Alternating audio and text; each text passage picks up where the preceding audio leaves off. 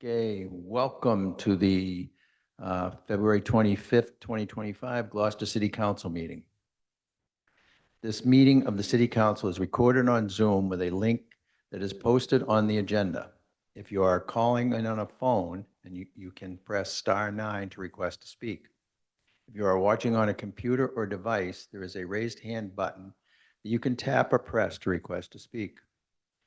Please use either of these options during oral communications and public hearings to be recognized to speak.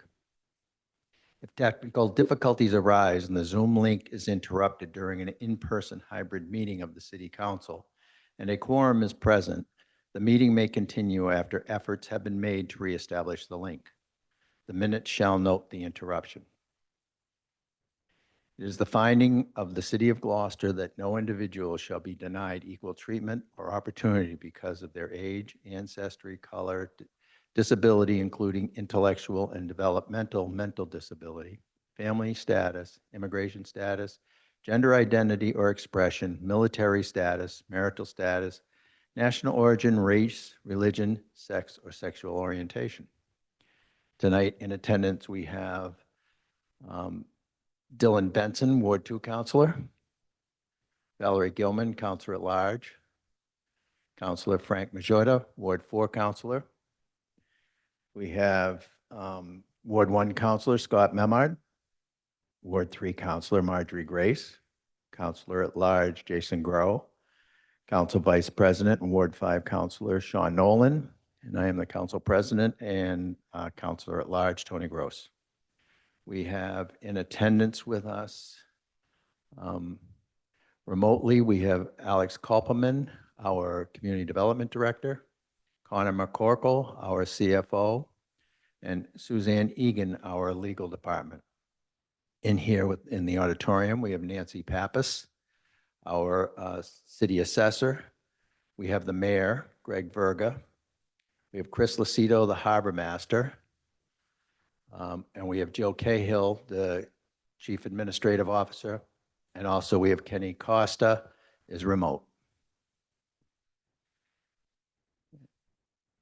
Oh, and we have Grace Poirier, the City Clerk. And what's your name over there? Danielle Argentino.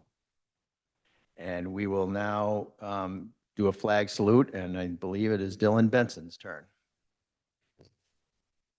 I pledge allegiance to the flag of the United States of America and to the republic for which it stands, one nation, under God, indivisible, with liberty and justice for all.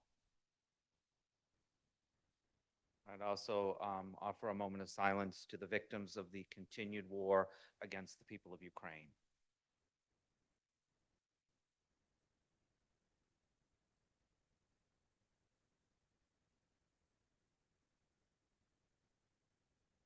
Thank you.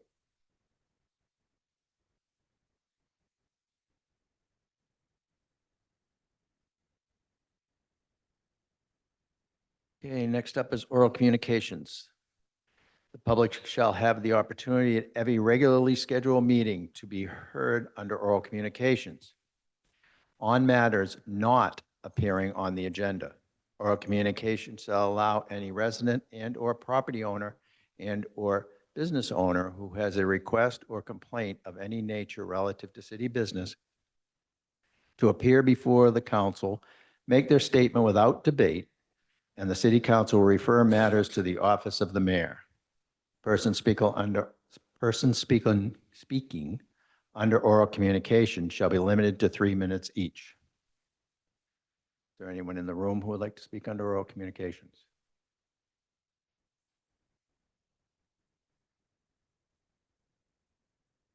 I have no one online, so next order of business, Madam Clerk. Presentations, an update from J.M. Goldson staff regarding the City of Gloucester Comprehensive Plan.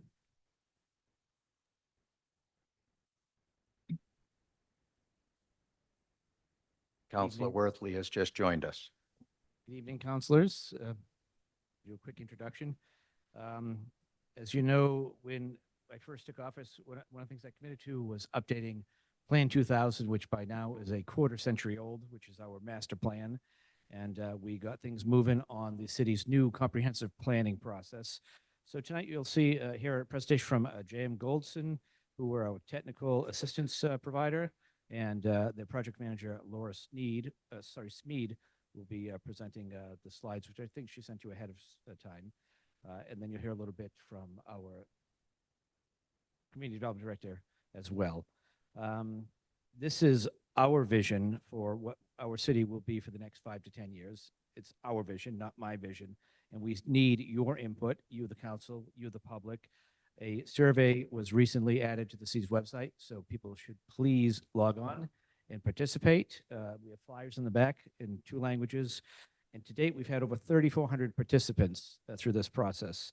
So we need your feedback because it's going to shape how we will implement the plan. The plan is a bit aspirational, a bit inspirational, but very actionable. So with that, I'm going to hand it over to our community development director. Who is it? There he is. Alex is online now. Thank you, Mayor, and good evening, council members and members of the public. It's a pleasure to be with you virtually here tonight. As the mayor stated, we're working our way through the comprehensive planning process. It started before I joined the city in June 2023. We're now entering the 4th phase of that process. And tonight, you're going to see a recap of what we accomplished in the 3rd phase of the planning process. I just want to remind everyone that this is a process that's been stewarded by our planning board. So I want to thank them, as well as all of the many boards and committees that have been crucial to providing the information and insights that we need to create a thorough plan that addresses Gloucester's needs today and tomorrow. Comprehensive planning process is an extensive undertaking, so we're fortunate to be able to work with several technical assistance providers. The lead provider is J.M. Goldson, and Laura Smeed is the project manager from J.M. Goldson's team, who's here to present tonight. We also had assistance from subject matter experts from Cambridge Econometrics, Kittleson and Associates, and Inns Associates. Community development staff have worked hand in hand with them and vetted everything that we've collected from the beginning of this process through the planning board. This is a data-informed process, but also a community-driven process. As the mayor mentioned, there's been 3,400 participants that have participated at some point to really guide the direction of the plan. And in this latest phase, we are really focusing on developing technical strategies.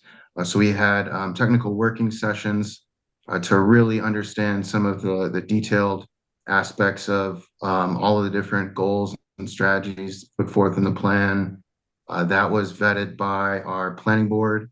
And we now have a community survey that's open that will help us prioritize where we dedicate our staff and resources to implement these strategies. And that survey is open until March 7th. So really would encourage everyone out there listening tonight to go to the city's website and take the survey. And it would be great to have your support, council members, in promoting that survey to your constituents.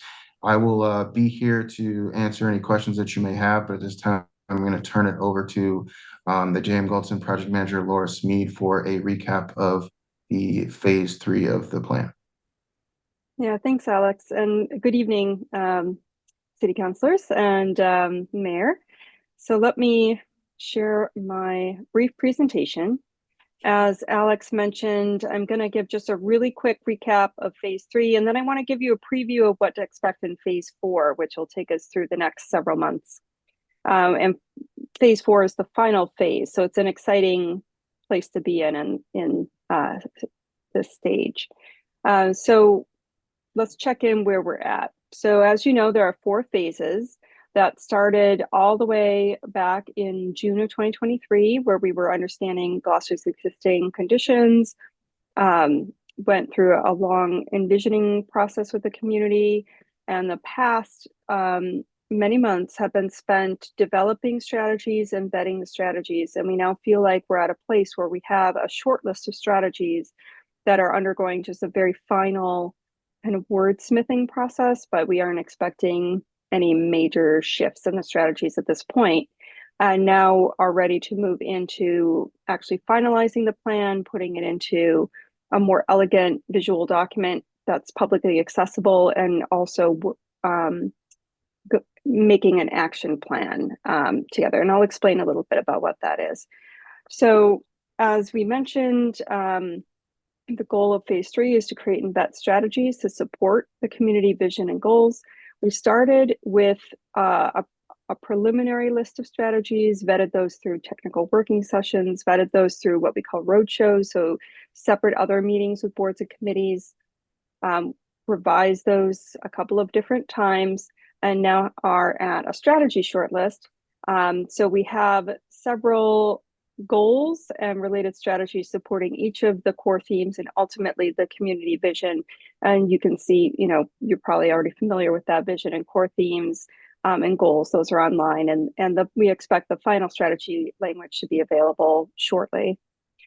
And as many have also mentioned, we do have a goal prioritization survey out, open until March 7th. We'd love any feedback. It's available both on the project website, which is listed here, and on the city's website. So we really encourage participation. And in phase 4, that's when we start to get very specific around implementation. We want the comprehensive plan to be actionable. In order to be actionable, we need to have some processes and systems in place so that you are able to have accountability and transparency around what is being implemented. So the final deliverables here are the highly visual comprehensive plan and the action plan, or as we also call it, the implementation matrix. So there are kind of 3 pillars to this accountable implementation. There's the planning board, which is the group that kind of worries about the spreadsheet, if you will, and of course the community development staff, but it's really a team effort. And the implementation matrix is kind of the action plan. It's the Excel sheet, the less elegant document behind the scenes that boards and committees are going to be using, and town staff, to know who the responsible entities are, what the general expected timeline is. There's going to be links to resources and funding opportunities that we know about in there. But the nice thing about it is that it's really updatable. So as things change, you can really make it your own, and it can be a living, breathing, working document for you. And also we will work with the planning board and staff to have some metrics to track some progress, and how some strategies aren't prone to metrics. It's kind of either you did it or you didn't do it, but some are going to be able to show some signs of progress. And I'll give an example of what I mean. So the planning board and also other responsible entities that the action plan is going to identify are going to be, measuring progress, measuring how these strategies are being accomplished over the next 10 years. It's going to take some liaisoning with city boards and commissions. And then you'll be doing regular, as you do, updates and preparing annual reports. But now you'll also be wanting to do that for progress related to the comprehensive plan. And we really encourage also that the implementation matrix have a public-facing element to it that can live on a website, so that if the public is interested in knowing the status of any given strategy that they're passionate about, they can kind of know, oh, is it in progress, or is it kind of more of a medium-term strategy, or what's happening with that. So the implementation matrix will be a modifiable spreadsheet, and it's going to have every goal and strategy on there. It's going to identify it's going to definitely always identify a primary departmental lead and a primary board or committee lead, and where we know and can identify appropriate supporting roles of boards and committees, or even community organizations. We like to identify those as well, where we know about potential funding or grant sources from federal, state, or local resources. We'll link those, as well as some resources that are case studies, anything that's going to help you move the ball forward and get a jump start on the strategies. We want to link in the implementation matrix, and also have a starting place for, is this a short-term strategy of 0 to 3 years, a medium-term strategy of more like 4 to 8 years, or a long-term strategy of 8 to 10 years? And any of these items can be updated at any time, depending as circumstances change, as they will over the next 10 years. And finally, we will have a tab on this Excel workbook, a worksheet that's about metrics. And so we'll set it up like a rubric. Every core theme will have a series of metrics that you'll want to track every year. We want to make it easy. It should be data that you already have that's going to be easily accessible, but also relate directly to the core theme. So for example, core theme 1, which is an affordable and innovative place to live and work, a sample metric would be the number of affordable housing units added to the subsidized housing inventory, just as an example of what a metric might be to help illustrate progress toward that goal. So that's just a short preview of what's coming ahead in the next several months. We have a department manager meeting on March 6th, where we're going to be working with department managers to make sure we're identifying the appropriate responsible entities for each of these strategies and getting their feedback on capacity and implementation.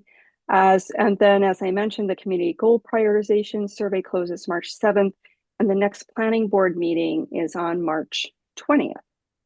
So that is everything I have for tonight, but I'm happy to take any questions that you might have.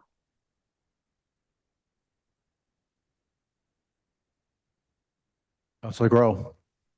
First off, thank you very much for the presentation. I guess the question I would have is, how specific are these recommendations going to be? I feel like while the Plan 2000 is often looked at as like, oh, that was our big thing, there were a lot of recommendations in there that were fuzzy and not necessarily, you couldn't really grab onto them as much as you might want to.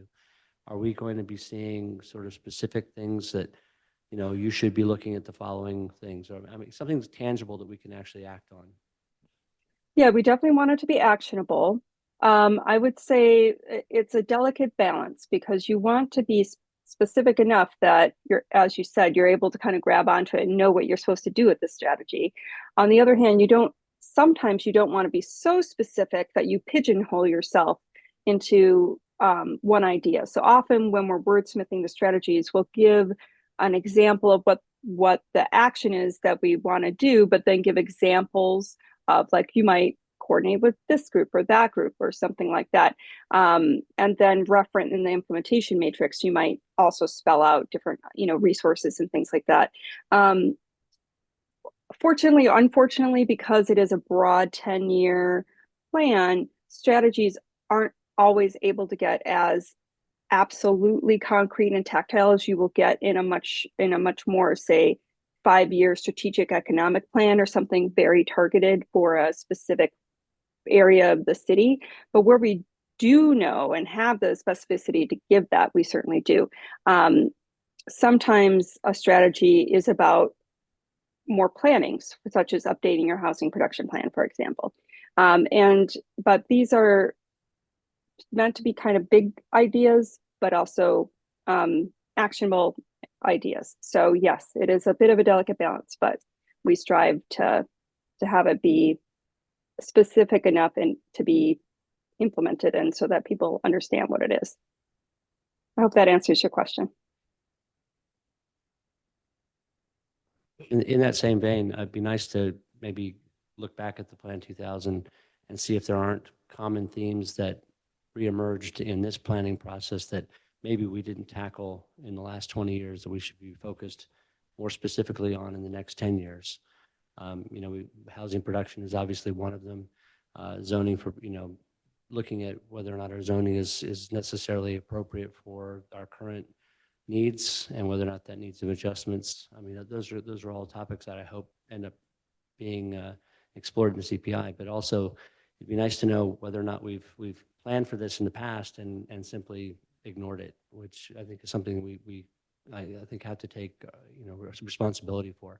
And I appreciate that you can't be too specific, because obviously, you're dealing with a lot of broad concepts. But I guess that would be my ask, is maybe some thought about where we were 20 years ago, 25 years ago, and where we're going today and moving forward, and some of the things that maybe we should prioritize over, because they've obviously been long-standing issues that have to be addressed in the community.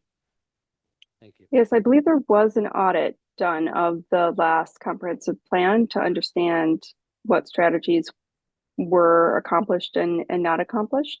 And then for priorities, that's really the importance of the survey that's happening right now. We want to get, a sense not only of all of the space, the universe of all the goals and strategies, but what's most important to the public to tackle. And even if it can't be tackled in the short term, if it's some of these things are big things that are going to take several years to work toward, but if it's very important to the community, we want to be able to highlight that in the plan. Councilor Worthley. Thank you, Councilor Gross.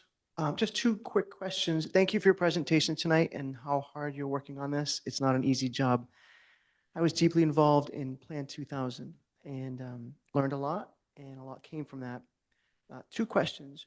One is, do you have the capacity or even the willingness to outline when there are competing interests in the same plan? So, we could literally have a conversation where someone says, we need to preserve more open space, and someone else could say, we need to develop more open space, and both sides of an issue could cite the plan to verify their position, and it can't be all one or all the other, but some places where we could outline and say, and though this conflicts with this position, here's why this might be valuable, just so that we can have some context, because I think the context gets lost 10 years later when people are highlighting those things. That's one question. Let me throw my other question out too, so you maybe can tie them together.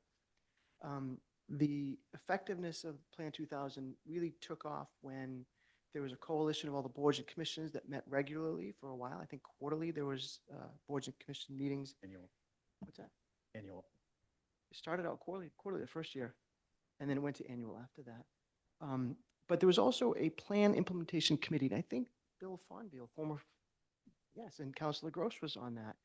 And it was really a group that was sort of self-accountable. What action items are we working on? And if the mayor or the council at the time were making a decision or contemplating something, it was kind of their role to say, hey, don't forget to look at the plan. And I don't remember, but I think it was built into the plan that we should have a plan implementation committee as part of the recommendations. So I just want to throw that in there with the other question is, could we kind of really push for not having a plan that sits on a shelf, but actually that it's alive and has purpose and timetables and accountability and things like that? Thank you. Yes, thank you. One of the things that we often recommend in our plans is to have an implementation committee. That isn't something that we've discussed with you all, or we're only just entering into phase 4, but that is something that we certainly often see. It's a great way to have a group besides just staff and the responsible entities to help with that liaison and reporting tasks and worrying about the spreadsheet, so to speak. So it's great to hear that you did have that for the first plan, and that's an idea I think to continue to explore in phase 4. And I'm trying to First question. Thank Yes, you. just where there are conflicts Ah. on different issues that naturally will be competing, to just reference that there's the diversity of opinion and to cite other sections relative to those different issues. Yeah, I mean, it's gonna have, to some extent, it's a little bit messy. I mean, the implementation of a comprehensive plan, you're a little bit at the whims of what's happening in the here and now and what opportunities are before you. We like to think of the goals especially as kind of guiding principles, and the strategies are good, right? But they are still a snapshot in time, and there may be other opportunities that come. So some strategies may have to kind of get updated or changed. There are are some tensions between different topics. That's actually one of the questions we ask in one of our engagement tools back in phase two in the meeting in a box. We ask about some of these tensions and synergies. And I think one of the best parts of having a comprehensive plan is that you're really able to look at all of these topics together at the same time and talk about some of those different issues. But I think that the goal prioritization survey is going to help with that.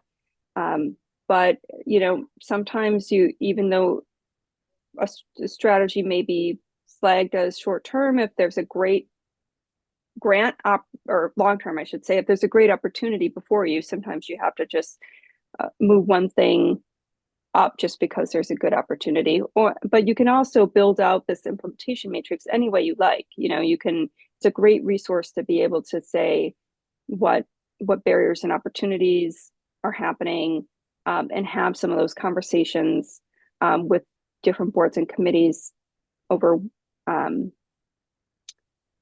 of these tensions.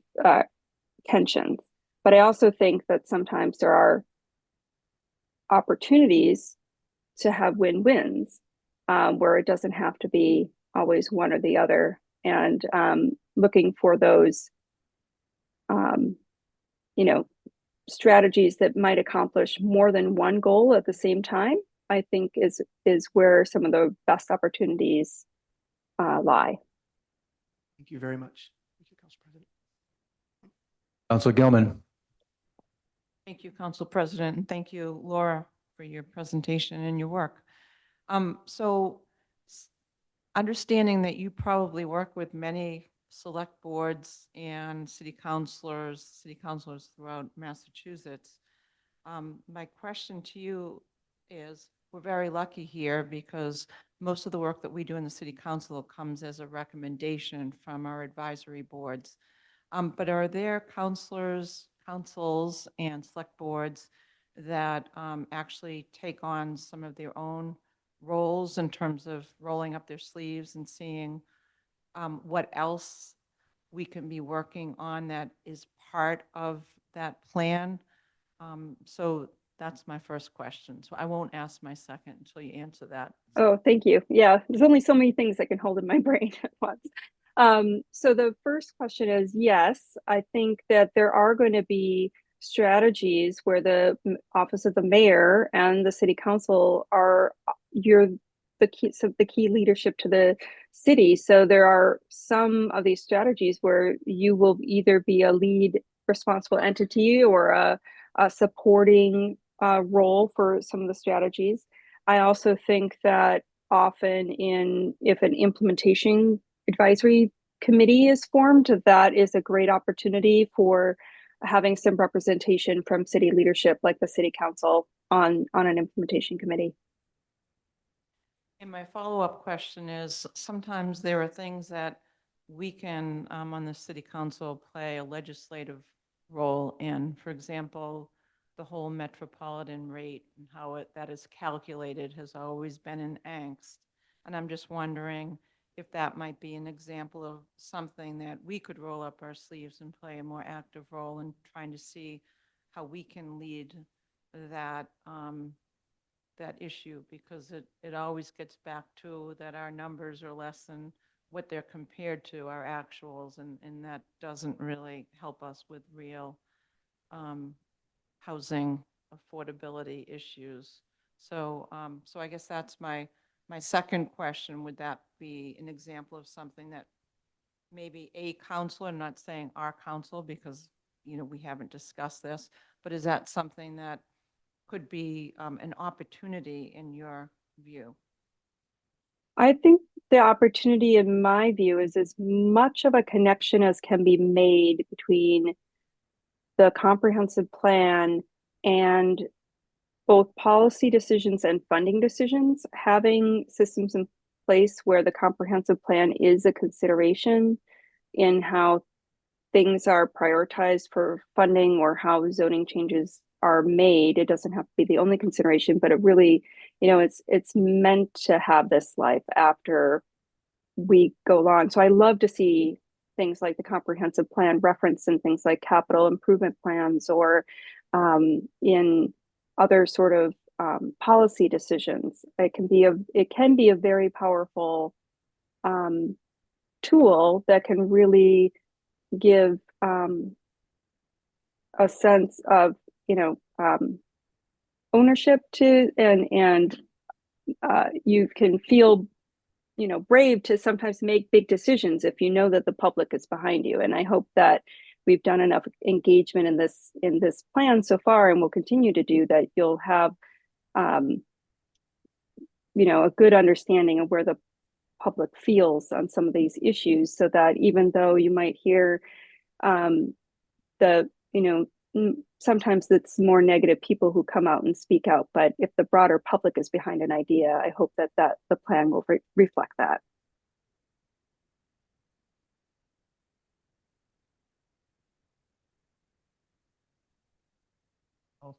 I just have a question about, will you be giving examples of pathways to these goals? Or will that be something, I mean, is that something that will be in the plan, or will we have to kind of start from the beginning? Yeah, well, we love to put in the implementation matrix. It's kind of a giant spreadsheet. So it's not very elegant, but it is very useful. And we like to build out columns where we have resources and case studies, and we link to those things that we know about in there. We like to provide at least one for every strategy as much as we can. So you do have a starting place, something to kind of look at.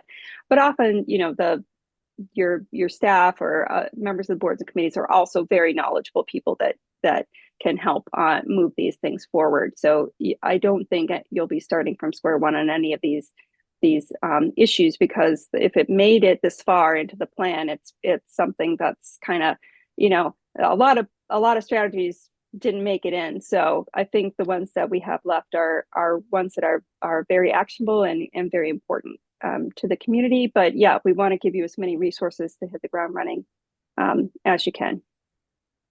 Yeah. Any more questions? No. Okay, well, thank you very much. We're Thank looking you. forward, and I encourage everyone to go the survey. It's pretty easy to get to. I did while we were sitting here. And it's right at the top of the page. You have to go to the little red line that says survey. So, so yeah, I encourage everyone to please do that if you want to have input into your community and where you want it to head. So thank you very much. Right. Thank you so much. Have a good night.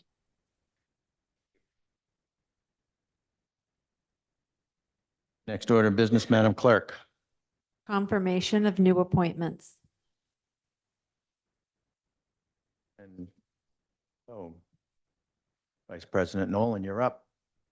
First up, we have the Committee for the Arts, Alexandra Grace, term to end 2/16/2026. Alexandra, I see you out there in the audience. If you'd like to come up and tell us a little bit about yourself. I know you're shy and don't like to speak in front of crowds.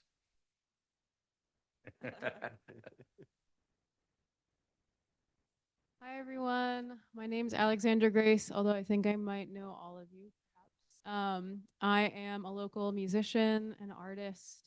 I grew up here in Gloucester. My mom is a singer and an actress. My dad plays the drums, so I came from a very artistic household here. Went through the Gloucester school system. In 2020, I graduated from Berklee College of Music. And the experience of being in a community that was so creative and full of young artists really had an impact on me.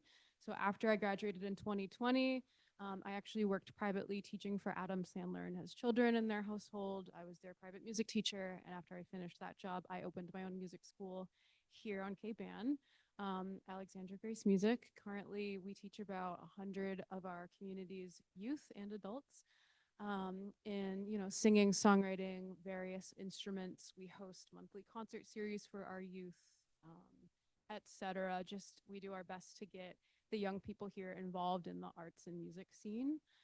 So I'm very excited to be hopefully joining this committee and just getting more involved in that mission of involving young people in music and art here in Gloucester. Excellent. Thank you, Alexandra. Is there any councilor questions or comments? Councilor Gilman. So you've made Gloucester proud, so thank you. We followed you through high school, actually through O'Malley as well. And now we get to see you at the annual Christmas get-together with, and hear some of the talented students that you have taught. So we're very proud of you, and I can't think of a better position for you to get more involved with our community. And thank you. Your mom, I'm sure, is quite proud because we are proud too. Thank you. so much. Counselor Grace. I'm not allowed to vote for obvious reasons, but I can give you an unofficial yes. I am so extraordinarily proud of you. You've been donating your time and talents to this community since you were 12 years old. And to see you move into this next level is, I think it's extraordinary. Your gift and what you do for the youth in this community is just amazing. So thank you. Collective awe. Aw. Counselor Worthley. Yes. Thank you, Alexander, for stepping up and being willing to serve. You have a beautiful voice. You use that voice to teach, but I'd like to share a very brief story of a time you used your voice, I would say maybe 20 years ago. There was a fire on Maplewood Ave, and I think you were walking home from school or maybe driving home from school and noted that there weren't many fire hydrants in our neighborhood. And your mother wrote to me, I was the Ward 3 City Council at the time, and saying, my daughter was very nervous about the fact that there weren't any fire hydrants here. And so you used your voice then, and I was able to help with the DPW and engineering department to get some fire hydrants in our neighborhood. And I'm looking forward to you continuing using your voice to improve Gloucester and working for everybody in the community. So thank you again. Thank you. Good luck.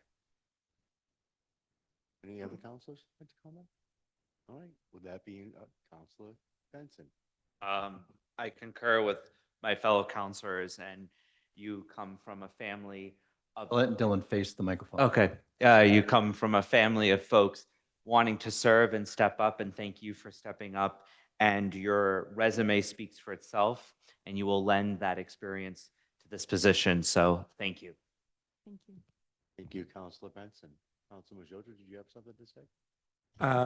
An O&A, I wanted to, I thanked you for stepping up, and it's just a great thing to have a younger generation join the boards and commissions. So thank you for that, and just thank you for everything you do.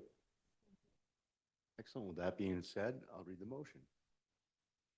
On a motion by Counselor Majota, seconded by Counselor Nolan, the Ordinance Administration Committee voted 2 in favor, 0 opposed, 1 recused, to direct the City Council appoint Alexander Grace to the Committee for the Arts, term to end 2/16/26, and I so move.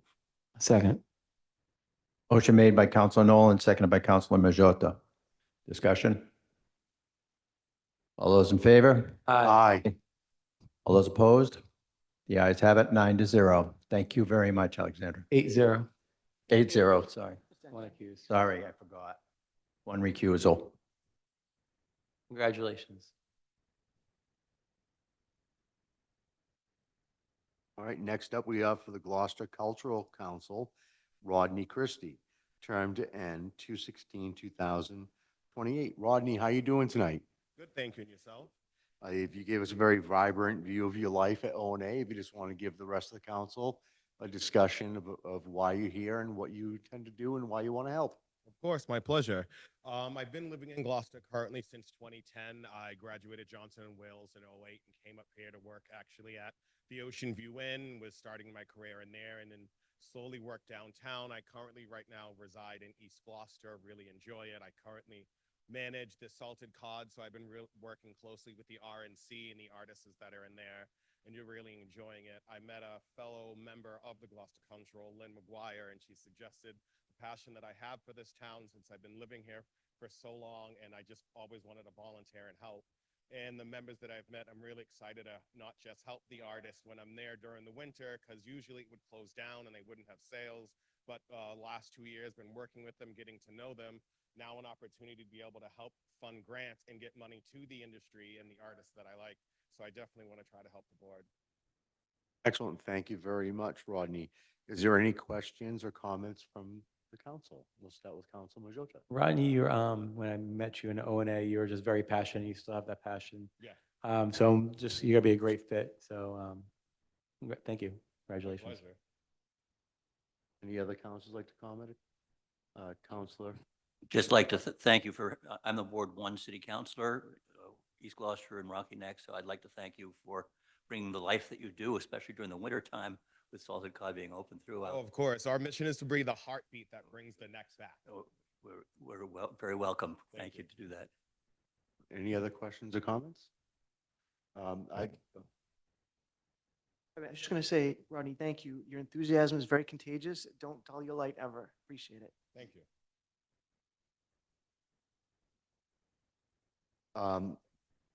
One thing that really brought my attention to you was not just your enthusiasm, but your idea of having a Rocky Neck block party.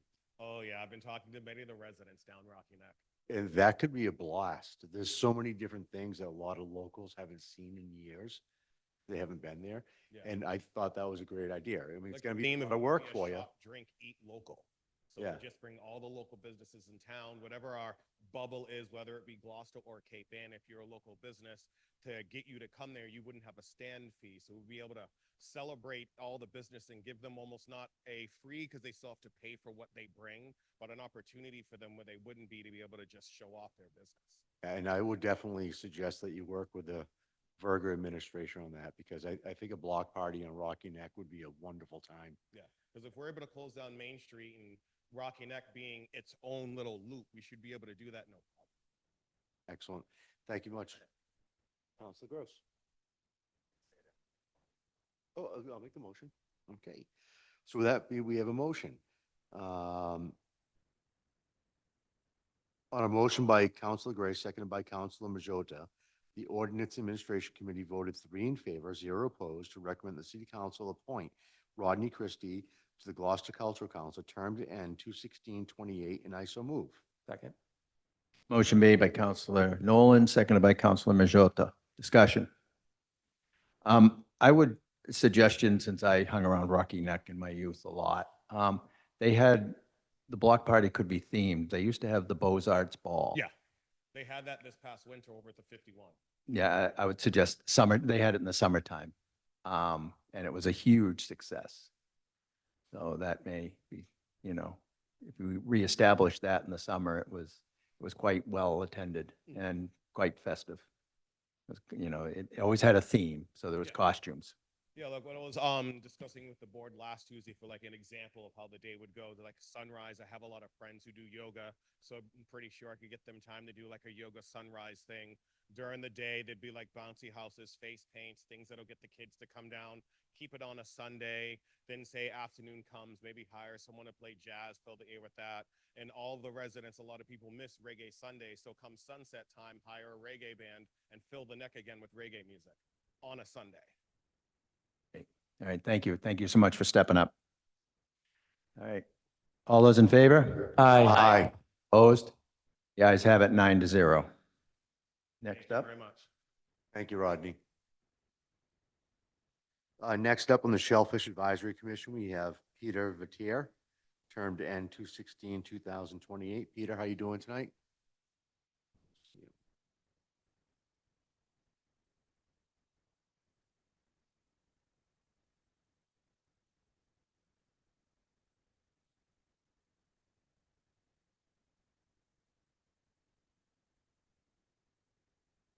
All right, so with that being said, I believe we're going to go forward with this. I'll read the committee report.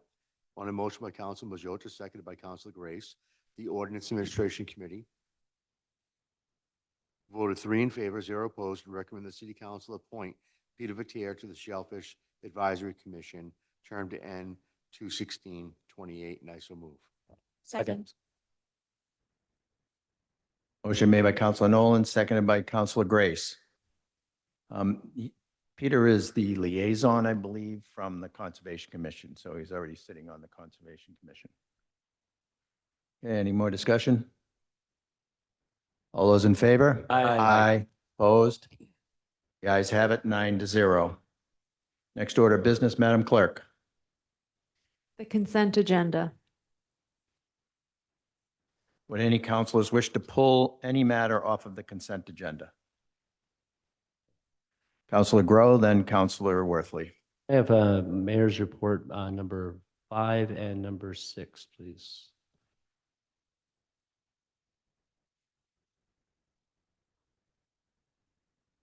Okay, Counselor Worthley. Yes, I was going to also take 5 off, but I don't need to any longer. But the Ordinance Administration Committee minutes, I think it's the special one. I forget where it is here. See that?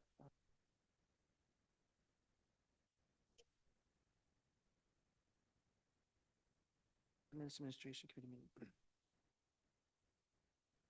The approval minutes from previous council, the second to last item on the consent agenda.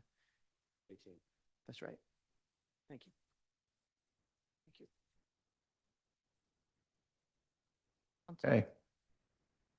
Counselor Gilman. I move to approve tonight's consent agenda as amended. Second. Discussion? All those in favor? Aye. The ayes have it, 9-0. Counselor Grow.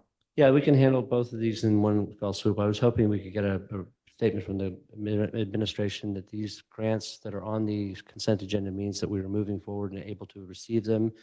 And that should have some connection with the 3A compliance Right, situation. our interim compliance allows us to move ahead with this. So if we weren't in a state of interim compliance, we wouldn't be able to move these forward. That's correct. Okay, good. I'm glad to hear that. Thank you. Okay. On that. Okay. So on number 5, I have to recuse myself, even on the vote to refer it to Budget and Finance, because it's a grant that the mayor has got for the work in my neighborhood. So my fingerprints on it all. You and Counselor Grace, I would assume. And then the second question on that, though, is I thought we weren't in interim compliance, and I had asked about this, and the message was that because of the petition that we weren't, but I think that we are in interim compliance. Right, we filled out the revised action plan that was due for February February. 14th or so. Right. And so we're in intercompliance. If the vote goes the way I hope on the 24th, we're good. But we've got till July. Yeah, toward the end, the third week of July, we have to be in full compliance. Got it. So I want to recuse myself from number 5. Number 6 does not impact me at all, so I don't know how you want to separate them, or if you can. Oh, we'll vote on number 5 first. Counselor Grow. Just move to refer to, who are we referring these to? To BNF. BNF. Thank you. Second. Motion made by Counselor Grow, seconded by Counselor Gilman. Any discussion? All those in favor? Aye. Aye. The ayes have it. Recuse. 7. Recuse. Oh, I have to say recused, or no? I say the ayes have it. 7-0 to recused. You said it. I just didn't hear you say that. I didn't get to it yet. Okay. All right. Item number 6. 6. Move that we refer to BNF. Second. Motion made by Counselor Grow, seconded by Counselor Worthley. Discussion? All those in favor? Aye. The ayes have it. 9-0. Right. And Counselor Worthley. Yes, thank you. I had asked, we are in this sort of situation where we have to ask questions and not testify at the committee level. And I asked 10 questions. I submitted them in writing to the clerk's office. I don't need to read them again here, but I could add that to the minutes. Grace, you received the questions. Okay, so I just wanted to make sure those questions were on the record so that if we can get answers to them before the next meeting, that would be helpful. I can read the questions again if you'd like, but I don't know if that's necessary, not necessary. here. Okay. Okay. You want So to I make a move to motion? amend the motion yeah. to include like 10 questions I asked at the committee level that's on file with the clerk's office. Okay, thank you. Do we get a second? Second. Okay, motion made by Counselor Worthley. Guess which item that was, because I couldn't hear when it was pulled off. I'm sorry. Which the item? It's administration. It was committee O&A minutes. minutes. 18. So a motion made by Counselor Worthley, seconded by Counselor Majota. This To is to toss up amend over the there. minutes, to include the. To amend the minutes. And to another include- motion to approve them, right, after that. Right, okay, to amend the minutes. Bless you. Okay, any more discussion? All those in favor? Aye. Opposed? The ayes have it 9-0. And I move to approve the minutes of the Ordinance Administration Committee as amended. Motion made by Counselor Worthley, seconded by Counselor Grow. Discussion? All those in favor? Aye. Opposed? The ayes have it 9-0. Okay, next order of business, Madam Secretary. I mean, Madam Secretary, Madam Clerk. Not there yet. The February 20th, 2025 Budget and Finance Standing Committee reports. Counselor Memard. Thank you. Our Thursday Budget and Finance Committee meeting was relatively brief, but nonetheless, we were very grateful to accept on behalf of the Budget and Finance. We recommend to you tonight a number of donations, both for our Rose Baker Senior Center, Council on Aging, and for the Veteran Services. So the first of those, memorandum from our Director of Elder Services requesting acceptance of donations to support the Gloucester Council on Aging and the Rose Baker Senior Center in the total amount of $645.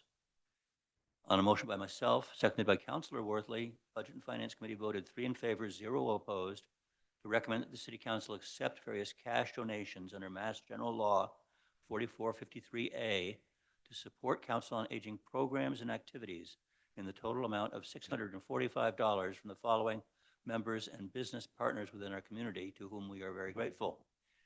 They are Frederick Cowan, Claire Tomlinson, Nancy Davis, Susan Burnett Halling, Michael Nagel, Marilyn Grant, and an anonymous grantor for a total of $645, and I so move. Second.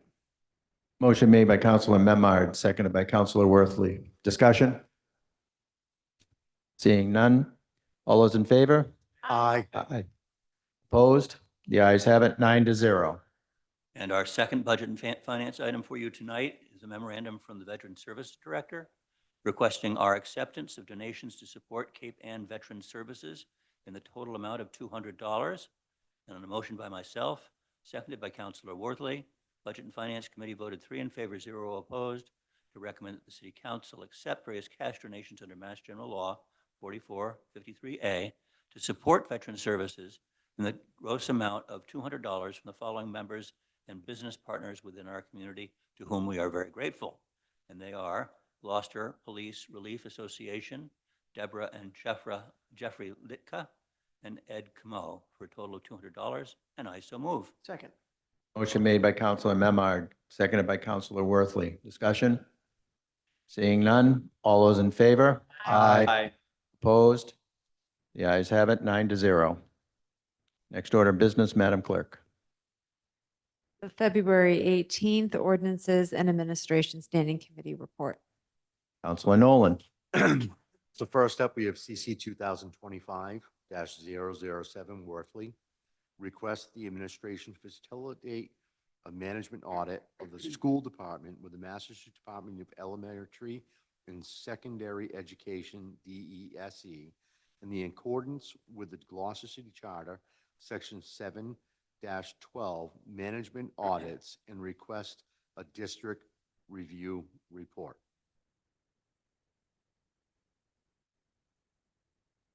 Thank you. Would you like to read the motion? I would. On a motion by Councilor Grace, seconded by Councilor Nolan, the ordinance administration voted 1 in favor, 0 opposed, 2 present, Majota and Grace, to recommend the City Council request the administration to facilitate a management audit of the school department with the Massachusetts Department of Elementary and Secondary Education, the DESE, in accordance with the Gloucester City Charter Section 7-12, Management Audits, and request a district review and report, and I so move. Second. Motion made by Counselor Nolan, seconded by Counselor Worthley. Discussion. May I make an amendment to the motion? I move that we delete with the Massachusetts Department of Elementary and Secondary Education, DESE, and also delete and request a district review report, and I so move. Second. Motion made by Counselor Worthley, seconded by Counselor Majota. Discussion. Counselor Worthley. Thank you. In 2003, we did a audit of the school department, and I had asked our city clerk to pull up the order so I understand how it was created, and I ran it by our auditor as well, and he informed me that the Department of Revenue doesn't conduct audits, and that he recommended having the Department of Elementary and Secondary Education in place of that, and so that's where the language came. Since then, we've learned from the superintendent that DESE nor district review reports do audits or respond to elected officials' requests for these kinds of things. Nonetheless, the responsibility of an audit is still with the city council, and we can talk about the main motion when we get there, but I'd like to eliminate the two things that really we have no jurisdiction over, and I hope that the council at least approves that part so we can get to the main motion after that.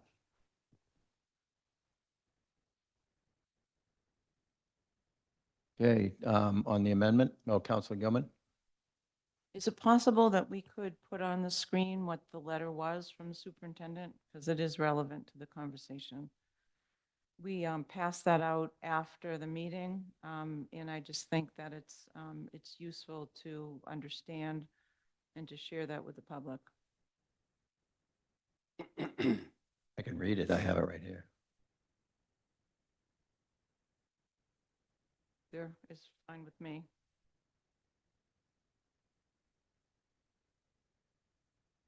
President. I think the question really is on the motion to delete those two sections, if we need more information to know that those organizations don't conduct the audits. I think it's pretty self-explanatory from the superintendent's letter to say we have enough information to decide if we're going to delete that section, that part of my motion. So if the council needs to read it, see it again, fine. But I think we all understand that the superintendent's letter said DESE nor the district review report would be relevant at this point. May I Hold on. respond? Hold on one thing.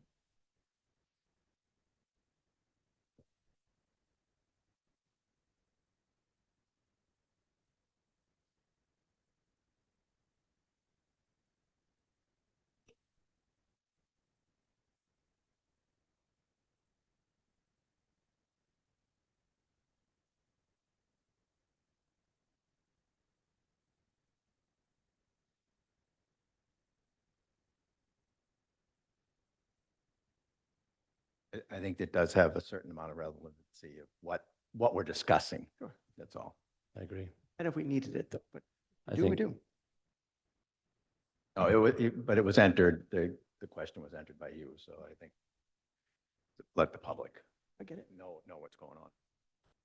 Counselor Grow. I think it's relevant because I think what we're going to see is that the school department, probably more than any other department in the district, is heavily observed, regulated, audited, maybe not necessarily in the term that we think of as a management audit or a financial audit, but they are held to standards by the state. And also we have an elected body that is responsible for maintaining oversight of not only the district, but the superintendent and the management of the school as well. Point of order, And if I may. Well, he's just making an observation.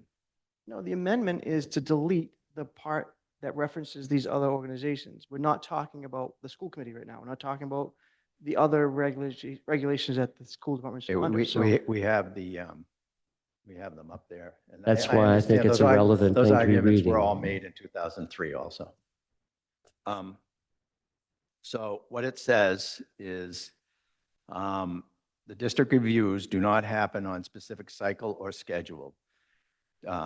Department of Education and Department of Elementary and Secondary Education does not take requests for doing reviews from elected officials or city officials. They also don't do a district review at the same time that they are doing a tiered focus monitoring review, or when the district is going through an accreditation cycle with the New England Association of Schools and Colleges. We are scheduled for a tiered focus monitoring review next year.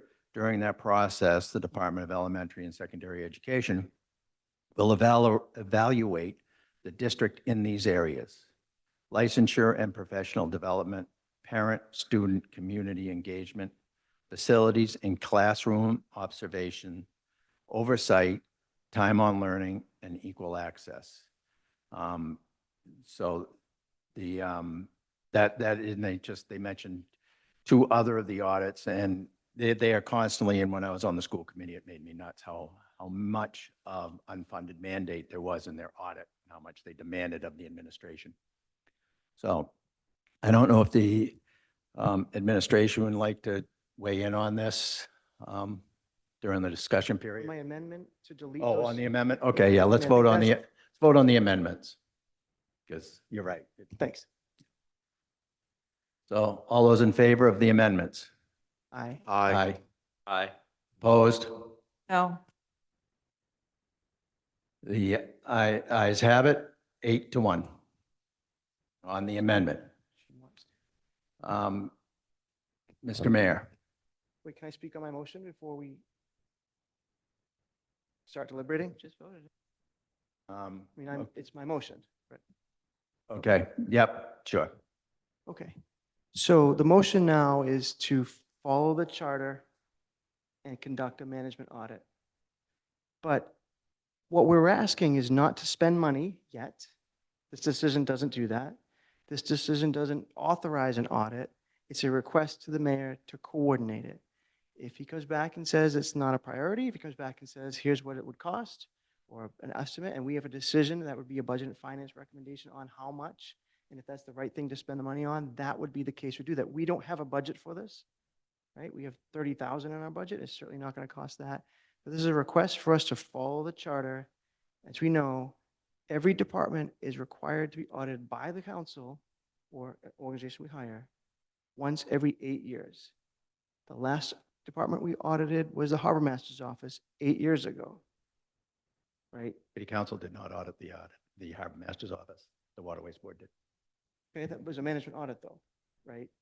Council received it, authorized the funding for it. Obviously, it wasn't initiated by No, the we had council. in our own budget. Good, We didn't have to come to council. even better. And a lot of good came from that. So we have a requirement to audit essentially about 3 departments per year. And the last one we did as a council was the fire department and police department before that, and the school department, and that was over 20 years ago. So the question is, once the mayor comes back and says, this is a priority, and here's what it'll cost, and here's the money for it, here's the appropriation, then we'll decide on that. The question is, if we're going to follow the charter, and everyone campaigns on transparency and accountability, this is literally where the rubber meets the road.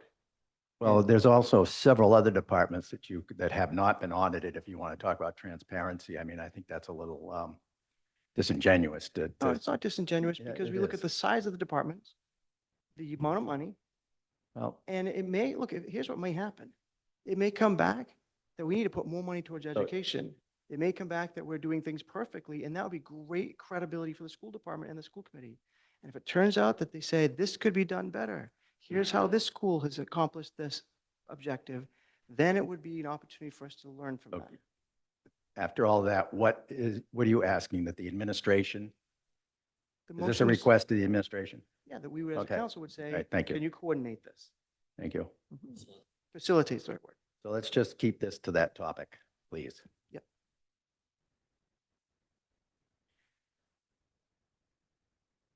Councilor Groves had his hand up. I'm going to get back to what I was speaking about before, and I'm glad you read the letter because I think that number 4 on this, the tiered focusing monitoring review, does pretty much what a management audit might do. And I think that we can have that done without going to a cost of several $100,000, which is what these kinds of audits typically run for major departments. I'm gonna squelch my cynicism that the timing of this particular request Yes, comes at the tail please end. do. I will, but I'm gonna You're tell you not, I'm though. squelching. No, I do think that there's some political aspect to this that I think is untimely and unseemly. I think we've got a very large expense. If we're going to spend $300,000, I'd rather spend that on the school district itself. Allow the tiered review to go through over the course of the next year.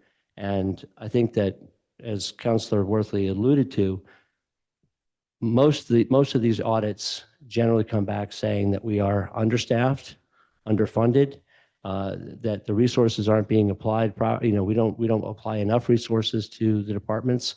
I don't think there's a department in the city that would come back with an audit saying that they were overstaffed, ill-run, or somehow over budgeted. So I think that instead of trying to make a $250,000, $300,000 point, that maybe next budget cycle, as we go through this, we look at departments that have never been audited in the last 20 years and maybe start there if we're going to do audits at all, and allow the school department and the school committee to do what they are charged to do, which is to manage the schools. Councilor Benson. Thank you. You had your hand up though It's first. okay. He- So first. my question, Councilor Worthley, is why specifically you're requesting the schools? Why not, as Councilor Councilor Grow just pointed out, other departments like that haven't been done? The school, from my understanding, and I've been 20 years ago, I was in diapers. But jokes aside, what I'm trying to say, I'm just joking, but 10 years old, right? But anyway, back to it. But why specifically this department? Why not other departments that haven't been? Why is it the schools right now? And I do think, again, I agree with my fellow counselor just saying is that $300,000 that's going to go to this. It's going to cost way more than what we have budgeted, which is 30K, would be going to this. And I'm just curious why. And then the last thing is that 300,000 could go to the schools. And we're going to find out, like in any audit, that the school is underfunded. So is every school in the United States of America underfunded, understaffed. So the money that I just want to, and I'm going to just to point out that is we're going to find out, just like every other school in the Commonwealth is underfunded and understaffed. And the problem is we're not getting enough money from the state and the federal government with education. So I think everyone agrees that we should be funding our schools. But back to that, off that tangent, back to this, why now? Why this specific, but why is this specific I've heard the question. department? I got it. May I answer, Mr. President? Please. Okay.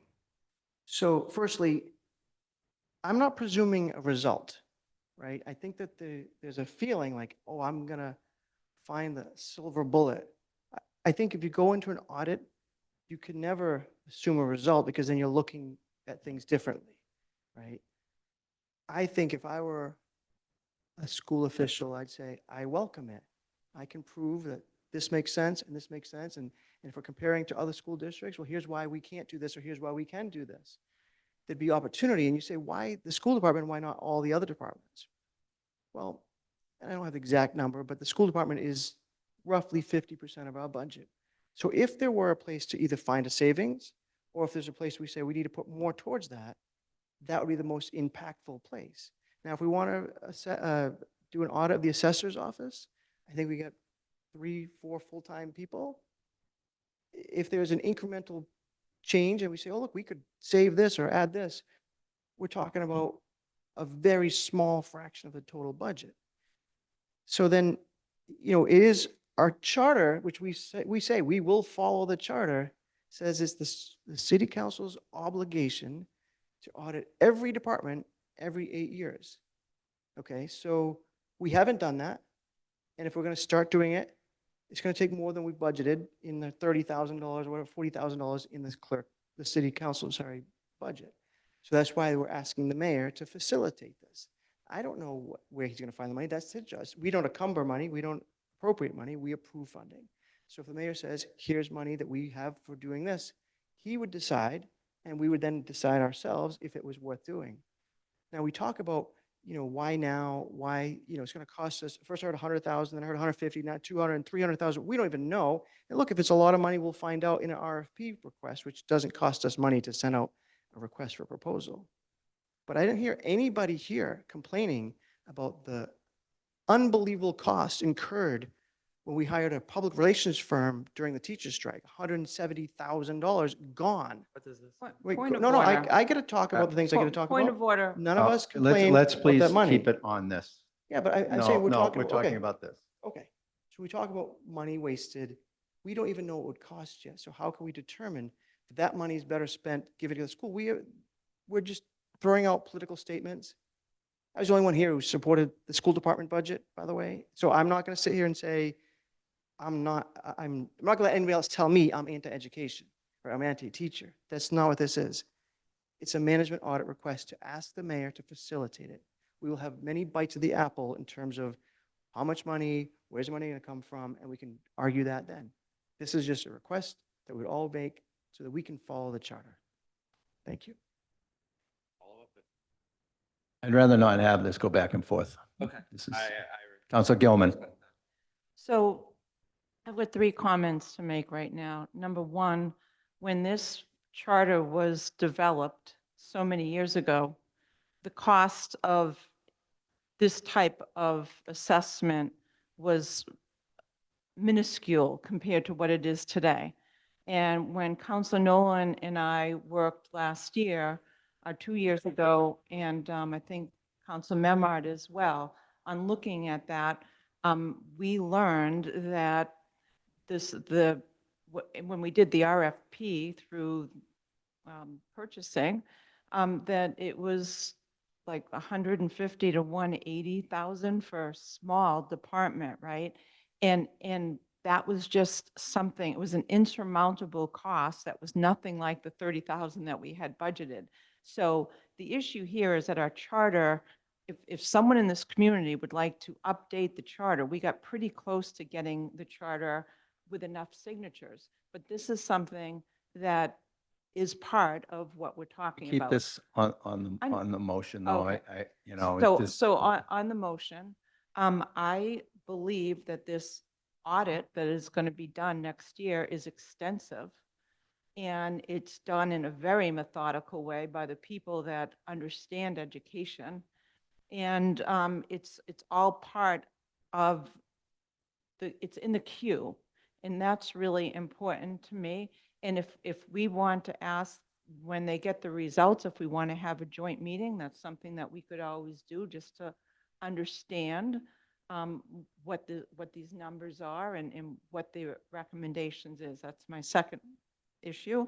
And the third issue is I believe that for the city council is a different legislative body to the school committee. I was on the school committee for 6 years, and I believe that it's almost insulting for us to be trying to do an audit on the school when there's an elected board that's a different legislative group. And Tony, Council President, we also understand ed reform, and I'm not sure why we would charge forward and be overseeing this type of audit, because it just seems like it's not the appropriate way to go with our legislative differences and entities. So those are my 3. So I will not be supporting this. Thank you. on the motion, please. So on the motion specifically, how much, like, we're talking about this as though, and we're going on about how there's understaffed, like the amount of time that we're going to have another audit that's coming from the state. But now this audit, how much time is going to have to go into specific departments within the schools that are going to have to be engaging in this? It's going to be time consuming. Have you considered that at all? The question before us is simply, do we want to ask the mayor to facilitate a management audit? That's the only question before us. I can't tell you whether a management audit is going to take. Can we get to the mayor so that might Yeah, but shortcut I'd like to this. just finish answering the question, and we can go from there. Well, it's obvious. It's going to take up an enormous amount of time from the school department, so. Okay, I can't tell you how much time it's going to take because we don't have. I was in the last audit. I know how much time it took. I bet. Let's hear from the mayor. So yes, can we please hear from the mayor? I'll be very brief. First, it's important that I correct the PR number was off by a factor of $100,000. It was not $170,000. 17, I thought. Being said, this is a decision of the council. I'm not going to stick my nose in your business, but I can say it does take time. We were on the school committee during that audit. We're also on the school committee during one of the New England accreditation audits, which has happened probably 4 times since the last audit, and this other DESI audit. Every So- 5 years. Yes. So with that, do what you will. Whatever hits my desk, we'll look at seriously. One more point. Just since the last audit's been spoken about, there was only one real recommendation that came out of that, and that was to sell Plum Cove School for $3 million. The only real concrete recommendation out of the last management audit, there was some tinkering around the edges, but the big selling item for the consultant team was to sell Plum Cove School and save $3 million. What about the plan for effective learning communities and all that? That was part of it. developed by the schools, But not wasn't by that the audit, about no. consolidation? No. Okay. Right now, it's just a request for the mayor to facilitate it. If he comes back and Thank you. says there's Can no we- way to do it, That's he has aggressive. the authority. Can we just move it? Just one quick statement. Come on, it's not going to kill us. 30 seconds. I think the other thing we need to be thoughtful about right now is that federal funding is right now in the crosshairs across the country.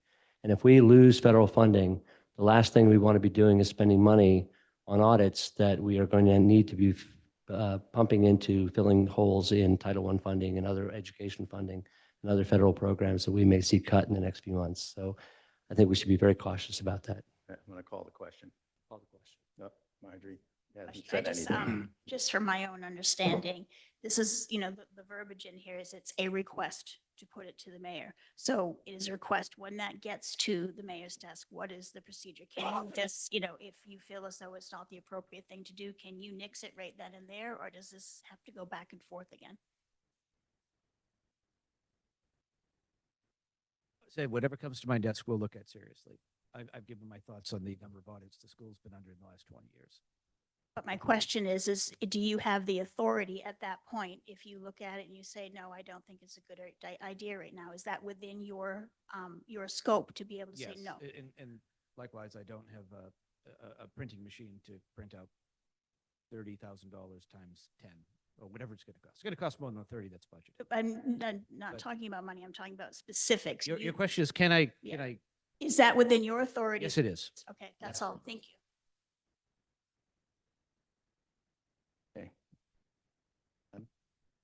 All those in favor? Aye. Opposed? No. No. We do a roll call vote. It only was 8-1. I think everyone who says they support transparency and accountability needs to say they don't. I really To the- thank you for the campaign slogan. I think any counselor can request a roll call vote. Yes. Roll call, please. And to cure Paul. 0.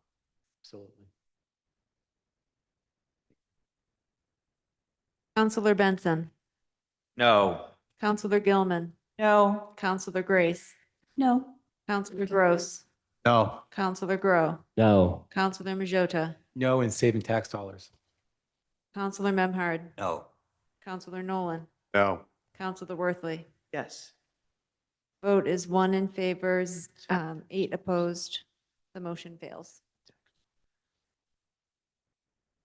And what is our next order of business, Madam Clerk? It's number 2 on the O&A Counselor committee Nolan. report. So CC number 20. Number 2025 dash 011 Benson, City Council vote to accept General Law, Chapter 59, Section 5, Clause 22J. And I believe this is going to be referred to BNF. It was, and BNF, wait a minute. Oh, yes, okay, this is different. Yeah, this is. If it has a money component to it, then it probably needs to be, correct? Should be.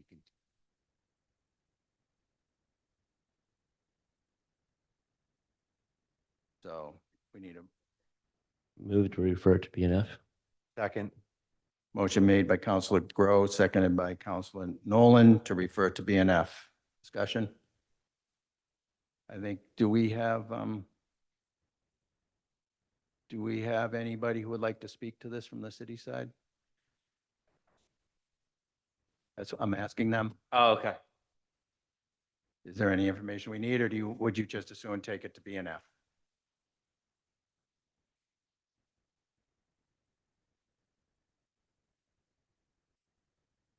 You want to do this twice or just do it at BNF?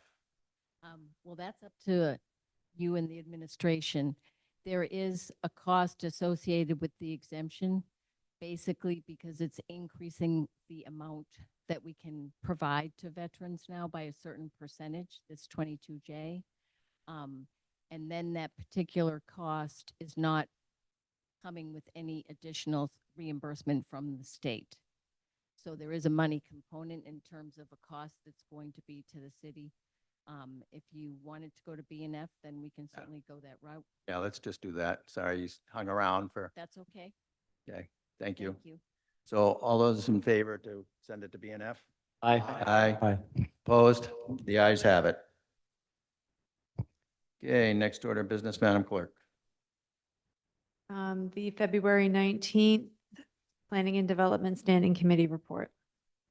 We have no motions or things to move tonight, but we did have a site visit at 964 Washington Street on, what was it, Saturday? Friday last. So the notes and questions will be in the, available for the next P&D meeting.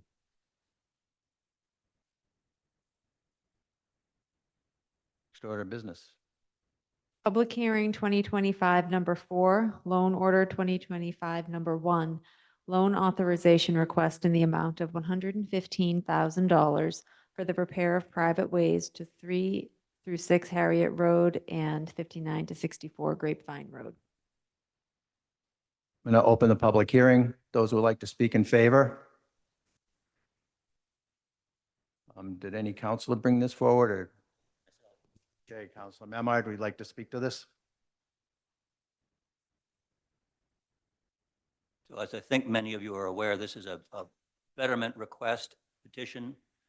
This is from abutters of Grapevine Road and Harriet Road on the corner there where there's a serious drainage issue.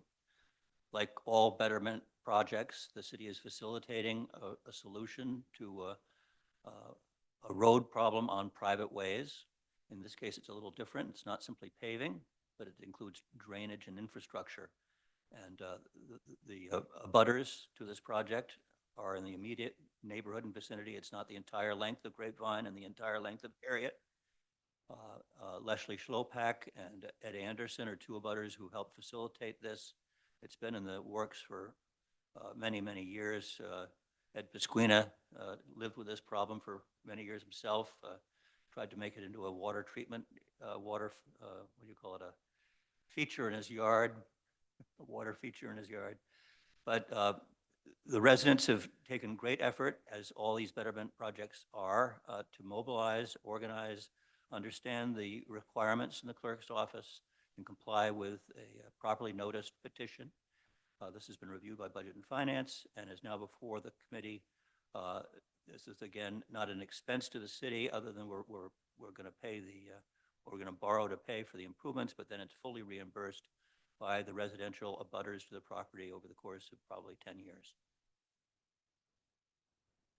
Okay, thank you. Anyone else would like to speak in favor? Anyone who would like to speak in opposition? Do we have any communications? No, we do not. Do we have any questions from the counselors to the applicant or the staff? No. I guess one question, if I may.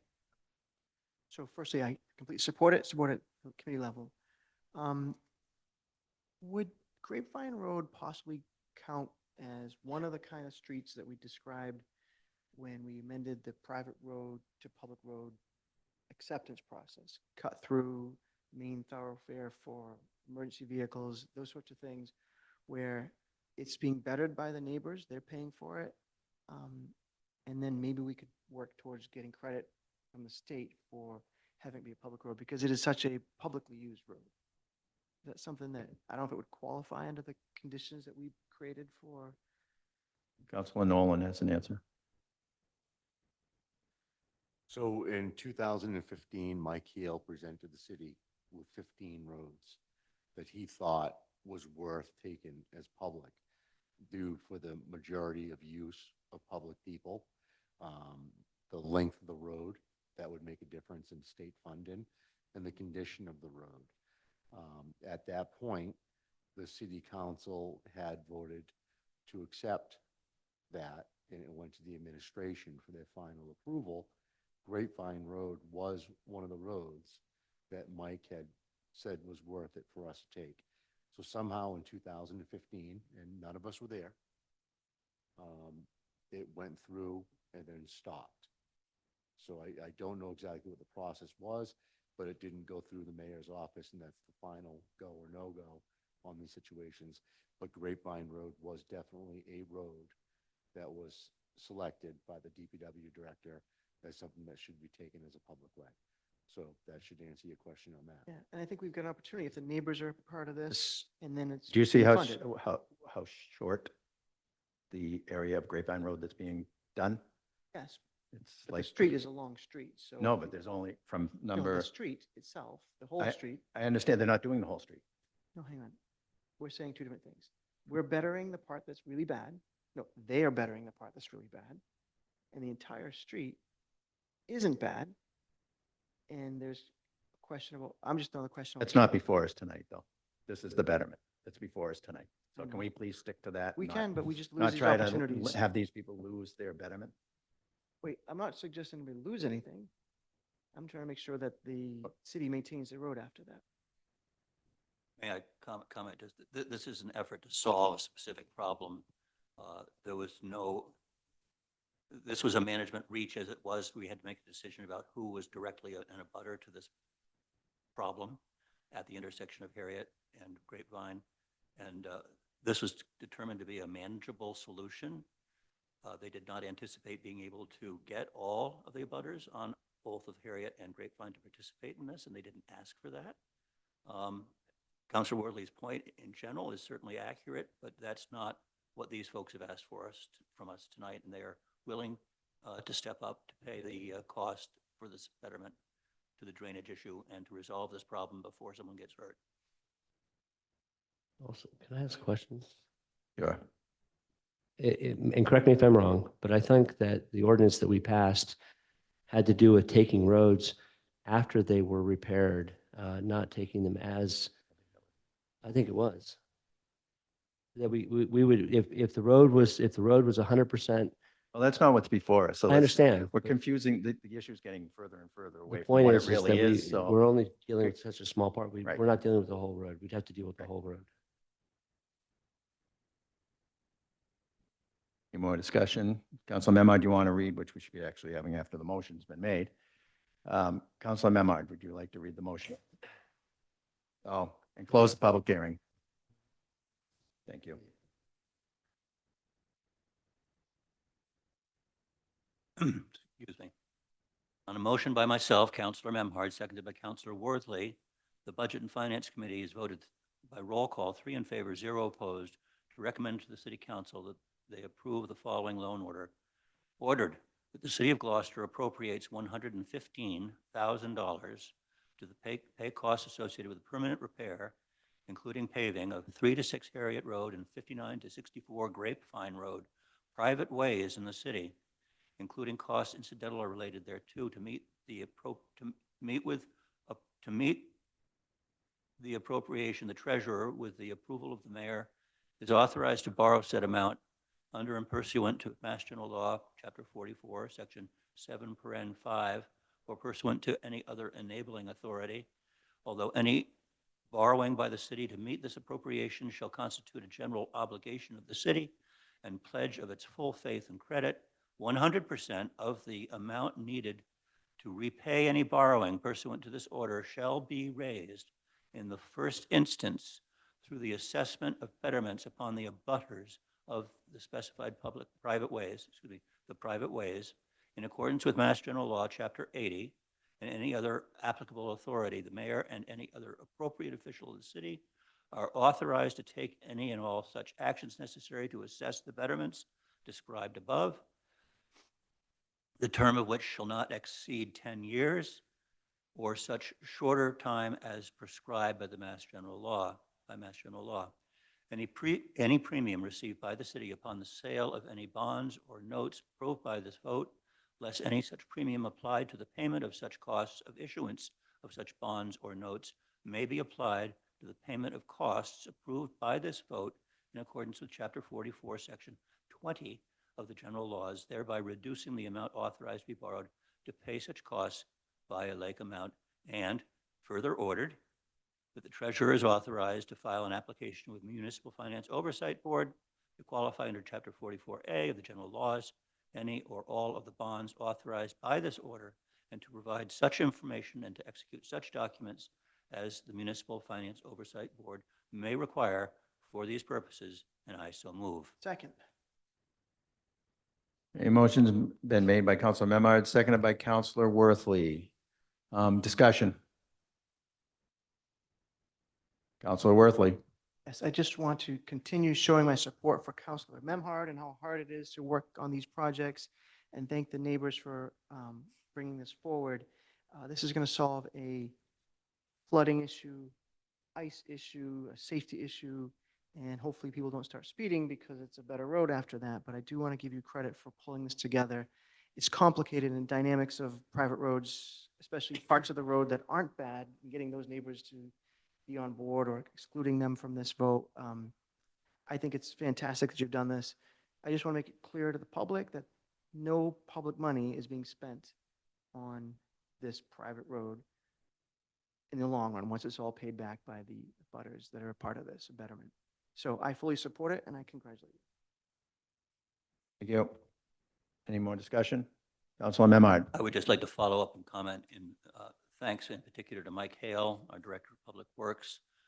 Each of these betterment projects is unique and specific to the circumstances of the neighborhood. They're not a one-off. They take a lot of time. This one's going to involve engineering work, which is part of what the project and the scope of which is being paid for by the neighbors. But the city of Gloucester and our DPW department are really stepping up through this vehicle of the betterment petition to support the improvement of private ways in the city and to support the efforts of our taxpayers and residents. Thank you. More discussion? Okay, all those in favor? Aye. Roll call. Counselor Benson? Aye. Counselor Gilman? Aye. Counselor Grace? Aye. Counselor Gross? Aye. Counselor Grow? Aye. Counselor Majota? Aye. Counselor Memhard? Aye. Counselor Nolan? Aye. Counselor Worthley? Aye. The vote is 9 in favor, 0 opposed. The motion passes. Okay, next order of business, Madam Clerk. Public hearing 25, number 5, amend Gloucester Code of Ordinances, Chapter 10, Waterways Administration, Section 10, Article 4, moorings, public landings, and city-owned commercial marinas as follows. Section 10-51, regulation of moorings, delete 65 and add 70. Section 10-52, use of public landings, subsection I, delete Solomon Jacobs Landing will have a delete, quote, Solomon Jacobs Landing will have a $5 per hour fee, end quote, and add, quote, Solomon Jacobs Landing will have a $20 flat fee for up to 3 hours max, end quote. Section 10-53, use of public ramp at Dunfudgeon, subsection A1, delete $10 and add $15. Open the public hearing. Those speaking in favor? Harbor Master Chris Lucido.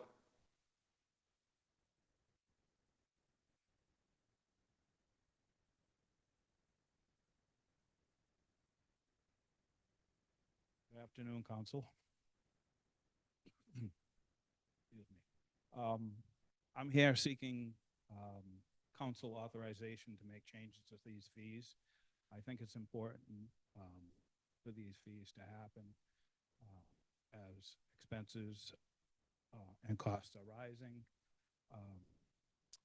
And it's also very important that we bring people into the city and use these facilities that we have. They expect the facilities. We have a great facility, state of the art. We need to be able to maintain it and man it. So I think these fees are very important. Any questions? Questions? Council Gilman. Thank you so much, Chris. I appreciate it. Can you just explain a little bit how you looked at what other municipalities are charging for this? in Yeah, terms so of the we process? did a survey. We did a survey from Rhode Island up to Maine, a very extensive survey, spent a lot of time, a lot of man hours. And we tried to keep everything within, reason with what the other facilities are charging. And that's where we came up with the fees.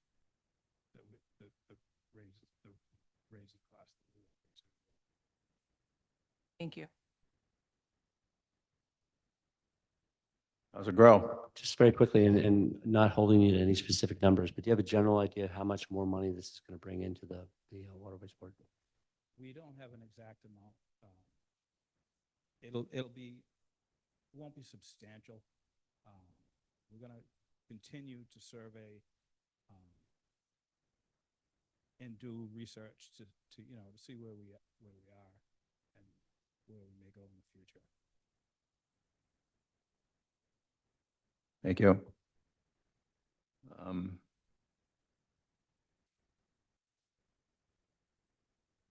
Else? Anyone who wants to speak in opposition? Oh, Council Gilman, did you have your hand up again? Councilor Gilman? It's not really a question. I will deliberate. Okay. Anyone speaking in opposition?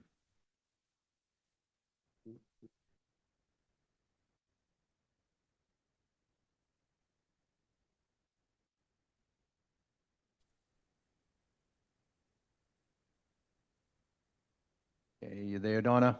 I am, yeah, no, I'm definitely not in opposition. A name and address for the record. Sorry about that. Donna Crocker. I'm Chair of the Waterways Board, 7 Kirk Road. Okay. Thanks. You want to speak in favor? I do, yeah, sorry. My hand was up, but there are two separate pieces here. The boat launch over at the high school. Part of the impetus for raising the daily fee was to draw more attention and move people to be incentivized to buy a season pass. So we might be able to limit the number of people that had to oversee what's going on down there. So raising the daily rate, we're trying to incentivize people that use the launch often during the summer to use the season pass, which isn't being increased. It's staying exactly the same. And that would give the Harbor Master's Office and the Waterways Board the money up front rather than, it trickling in over the course of the year. And then the Solomon Jacobs, part of that public facility to be able to bring people into the city, we have a 4-hour limit right now, which is sometimes, adhered to and sometimes not. But the real, and, people sometimes put money in the envelopes and sometimes they don't. In general, people are pretty honest about it, but the flat fee, put $20 in and go for up to 3 hours, was to have more turnover down there so more people could come into the city. So it really, some of it is about the funding, but some of it is about incentivizing people to use season passes and have more turnover down at Solomon Jacobs. Thanks. Okay, thank you.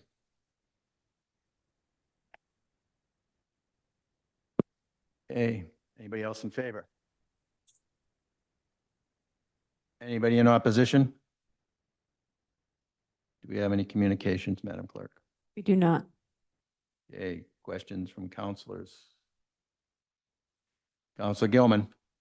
Thank you. So we probably took advantage of Solomon Jacobs 5 or 6, well, maybe not that much, but maybe 3 times to go to dinner, which was great. It was awesome. But what if we, as a transient recreational boater, pull up because we just want to use the restroom? Or let our dog take a walk or something? And that is probably 10 minutes if we have, you know, in and out. I mean, is that, do we have to put $20 in to legitimately do that? Or is there kind of a pass that people get to be able to use the facility? So at the end of our dock, we have it's L-shaped. So the end of the dock is for pickup and drop off only. Typically, our launch boats use that end of the dock. So the long 200-foot side is the side that the transient boaters use. And we allow people to come into the end dock, walk their dog, use the restrooms, and whatever they need to do quickly on shore. So basically, pick up, drop off, tie up, let your dog go for a walk, whatever, use the restroom, whatever you need to do. And you do not pay.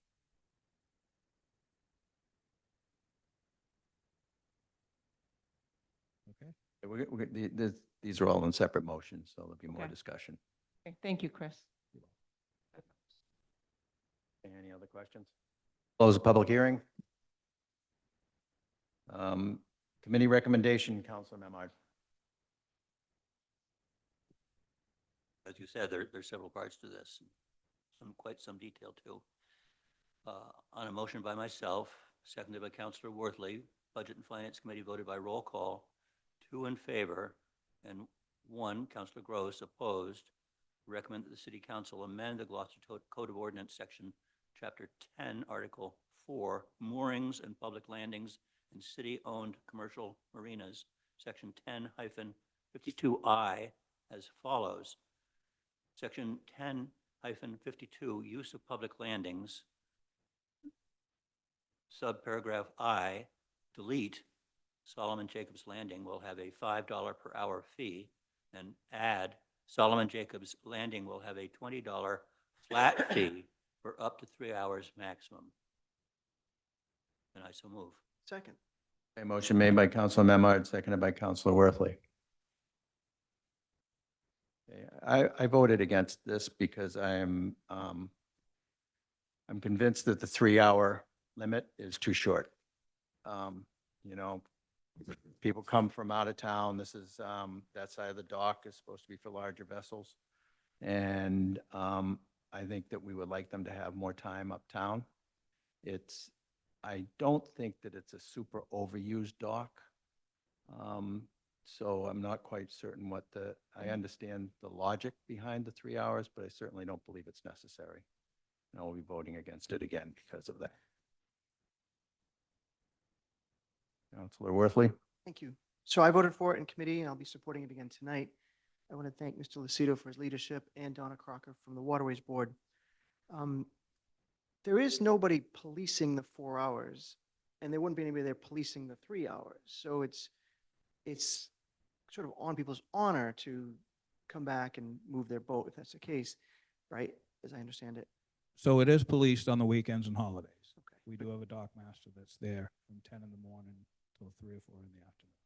Okay, so the rest of the week, though, it's really on the honor system. People come back and move their boat. And so if someone's 3 hours and 10 minutes or 3 hours and 45 minutes, they're not getting a penalty or penalized or fined for not moving. And sort of on the honor system. And so I think if we do 4 hours, then it could be 5 hours, right? It could be one of those things where the goal is turnover. And I appreciate that your numbers are data-driven, that this will stimulate hopefully more money that comes back into the waterways enterprise account so you can reinvest that money.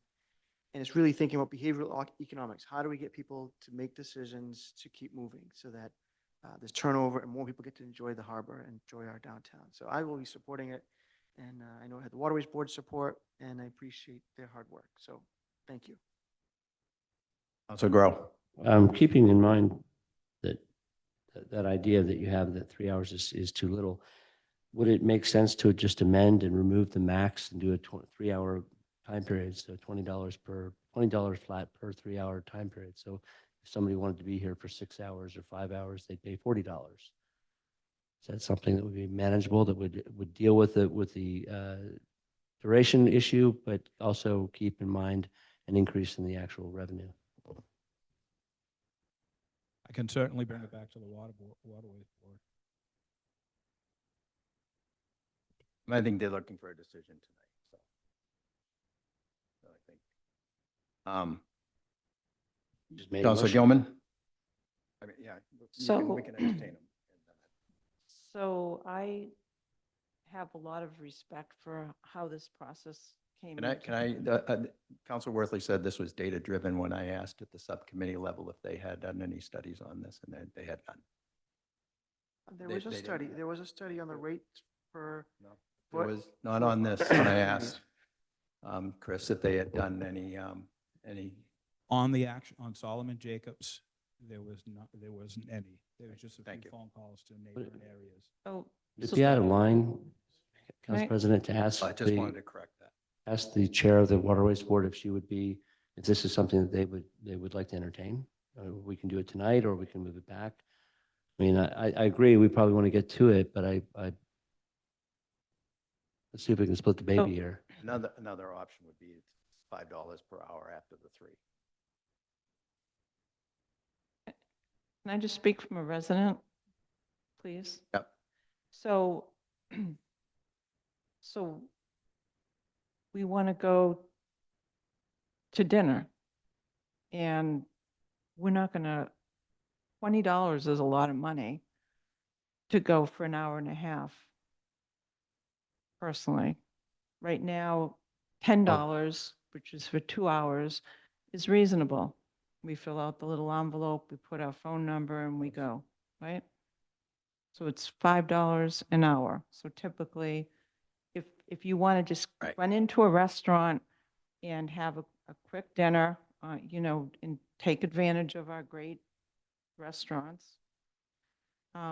So I guess I'm not sure if that is too much from an hourly standpoint, because we don't get an opportunity to pay $10. That's more like what you park for. We now have to pay $20 for up to 3 hours. So it seems like it's a lot. I'm just trying to be empathetic towards locals, for example, who might want to just use it. It's a lot of money, $20. Anyway, I'm just telling you that I'm on the fence on this. Okay. So. Councilor Worthley? I may. Firstly, I think we always are empathetic of cost increases and the impact it has on decisions that people make. When someone is bringing a $500,000 boat and they're docking, and they could get an annual pass, which is not going up, they could simply do that. I don't know that someone's going to say, I'm not going to eat in Gloucester because the fee to park is $20. Park my boat is $20 when it used to be 10. I don't see that being the thing that changes it. What I'm hoping is that this gets more money for the Waterways Board so they can invest in their docks, so that when you get out of your dock, you have a safe place. It's just sort of, we want to say we don't want to invest in these things. Well, this is the way we invest in it. And I think people appreciate that there's safety, that there's options. And like we've said, on a weeknight, there's no one going to sit there with a ticket or issuing tickets. There's no one's going to handcuff if they come back from dinner and 30 minutes later than they expected. So I don't see that we wouldn't respect the work of the harbor master and the Waterways Board, who've done this analysis to bring this to us. If there's some other analysis that proves that this is a big mistake, let's hear it. But I don't think someone's going to say, I'm not going to go to Gloucester because it costs me $10 more, or because it's 3 hours versus 4 hours, knowing there's no penalty if I'm longer than 3 hours. So I appreciate the empathy for that. I just don't think it's going to change a lot of people's behavior. Councilor Nolan? I guess my thought drive on this is that we're trying to compare what it costs to park a car in the city as a necessity. And I think when we're looking at Solomon Jacobs, we're looking at a place that's very limited in the amount of spots that are actually there versus the opportunity for people to park a car. And not taking anything away from anybody that enjoys boating, but to me, boating is more of a luxury. And to want to come downtown, if you don't want to pay $20, then drive your car. It's something that we need to make an opportunity for other people to use, and we need to take advantage full of our potential of earning income to pay for these wonderful facilities that still aren't paid for. We have notes on all this stuff that we're trying to pay off annually for all the work we've done to these buildings. It's not a paid for subject. It's something that's been approved and appropriated, but not paid for. We have other expenses coming up in the harbor master's office. So to me, $10 is nothing for someone that wants to take their boat downtown, especially if they live in the city, when they can simply go park in a car. If they want to use that as an analogy of what it costs to park a car versus a boat, I think that it's only fair that we get the essential value out of what it's worth. So if you take the amount of spots on that slip versus the amount of available spots that are on the streets of Gloucester, I think $20 is actually cheap. Yes, and we're also trying to get people in town. We want to do turnover. We're looking for turnover on the docks to bring people into restaurants, spend money on Main Street. That's also a driving factor. Councilor Grow. Can we hear from the chair of the Waterways Board on Sure. this? Because I'm inclined to make a motion to add an additional charge past the 3 hours, because I agree that 3 hours is on the cusp of being a bit too short. But we should find a way to compensate the city for additional time. So I'd like to hear from Donna Crocker if we could.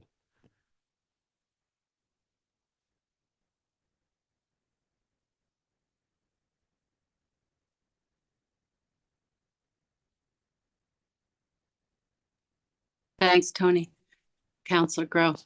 Part of it is fiscal, getting a little bit, right now with the 4 hours, potentially there might be 3 turnovers, potentially.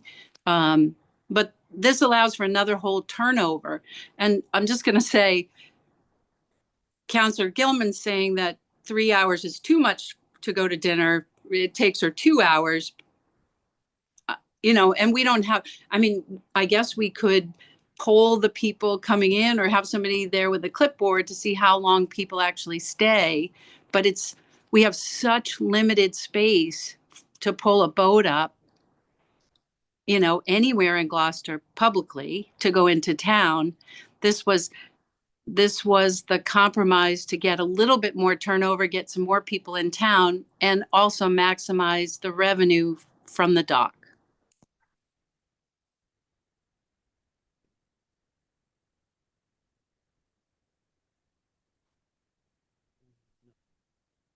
Thank you, Donna. Councilor Grace, sorry. Thank you. I mean, these are modest increases. And I think if somebody is at a point in their life where they are fortunate to have a boat that they can drive up and decide to go to dinner, that $20 isn't going to be a make or break for them. Councilor Memard. I agree, and I would just like to thank the Waterways Board and the Harbor Master's Office for coming forward with these proposals, and I'm comfortable supporting these minor, modest increases and the thinking behind them at this time. If in the future we need to do it further, but we can. But this is what's before us tonight. This is what's been considered thoughtfully by the Waterways Board, and I'm very comfortable supporting them in that. Councilor Grow. I would like to go ahead and make a motion to add after 3 hours and $5 per hour thereafter. That's an amendment. As an amendment. Is there a second? I'll second it. Motion made by Councilor Grow, seconded by Councilor Gross on the amendment. Discussion?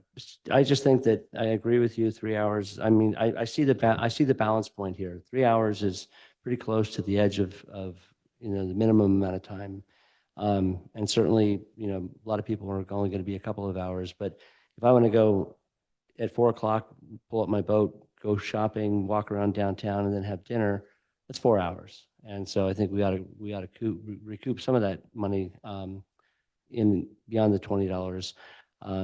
Also, you know, how do we, what do we do when they go over their 20 or their 3 hours? Does the harbor master come out and clip the boat and push it out into the harbor? Is that, I mean, do they get a ticket? What's the penalty? At this point, they're just told that they can't be there. They have to abide by the rules. But if they're not there, it doesn't matter. In place at this point. Yeah. We just tell them the rules, point out the sign with the rules on it. I'd like to point out that on the amendment, the $5 fee is actually cheaper than the $20 for 3 hours, so that may be. That's true. That's maybe Right. not a good dollar Maybe amount. we should say $10 there after, $10 per hour after. So you're amending your amendment? Yeah, I'll go ahead and amend to say $10 per hour thereafter. That makes it a $30 4-hour time. Second. He's got a second. Friendly amendment. Second. But I would also not leave it wide open. You know, $10 for the 4th hour. You know, so that if they do come back, you can say, hey, give me $10. You know, it's a fine. Anything over 3 hours, you get another $10. Council Worthley. Yes, on the motion, and I appreciate why we're thinking about this way. I'd like to ask Mr. Lucido, you said the weekends and holidays, the harbor master, there's a dock master there. And so if someone right now comes back and they're a minute or two over the limit, what's the relationship? What does the harbor master do? Or what does the dock master do? It depends on how long it is over. I mean, they're not going to say anything if you're 10 minutes over. If you're talking an hour over that time, protocol is to say, listen, you've been here for X amount of time, you're over the limit, please respect the other boaters. The rules are here on a big, large sign for everybody to read, and they're just asked to adhere to the rules. And that's So I feel like there's a public relations role Yes, for the dock absolutely. master too, right? And so if someone comes in and they're a half hour later or 45 minutes later, and you say, well, this is going to cost you $10 more, I think from a public relations standpoint, we're asking the dock master to be the bad guy, right? You're asking someone to pay $10 more. It may not be significant enough, but they may not want to come back. But the larger issue is that boat that's waiting to come in, right? So we say, well, we made $10 more. And it's not even the $20 that we might make if they leave. It's that that person comes in, pays the $20, and then spends a couple $100 at dinner. That's where the upside is. And we get meals tax from that and employment and all those other things. So I don't know that we encouraging people to, oh, I can stay an extra hour because it's only going to cost me $10 actually serves the behavioral function of trying to move a new boat in with a boat full of people that are going to spend money here. So I appreciate why we think that's going to help, but I don't think it does help.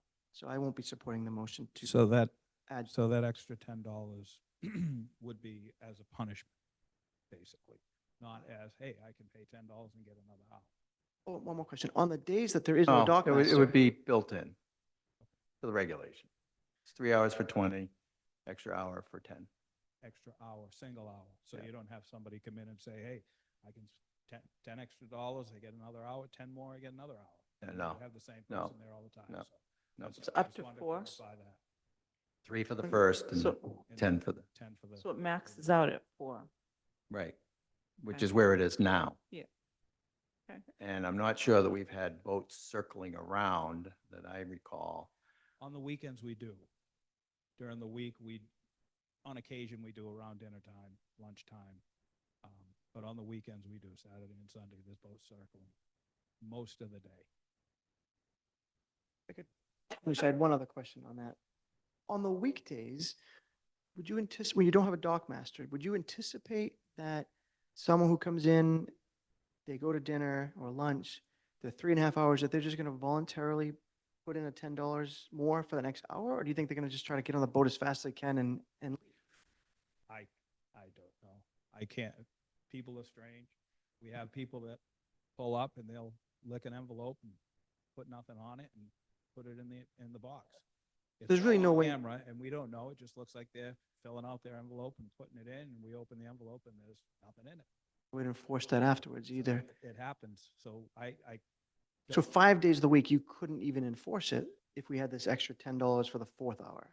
during the week, I probably couldn't enforce it. There are people there We're not, there are harbor masters there and launch operators, but they are on and off the dock throughout the day. So it's not like we would have somebody right there. You train a seagull to do enforcement? We could Lastly on this motion, I just don't want to turn the harbor master's office.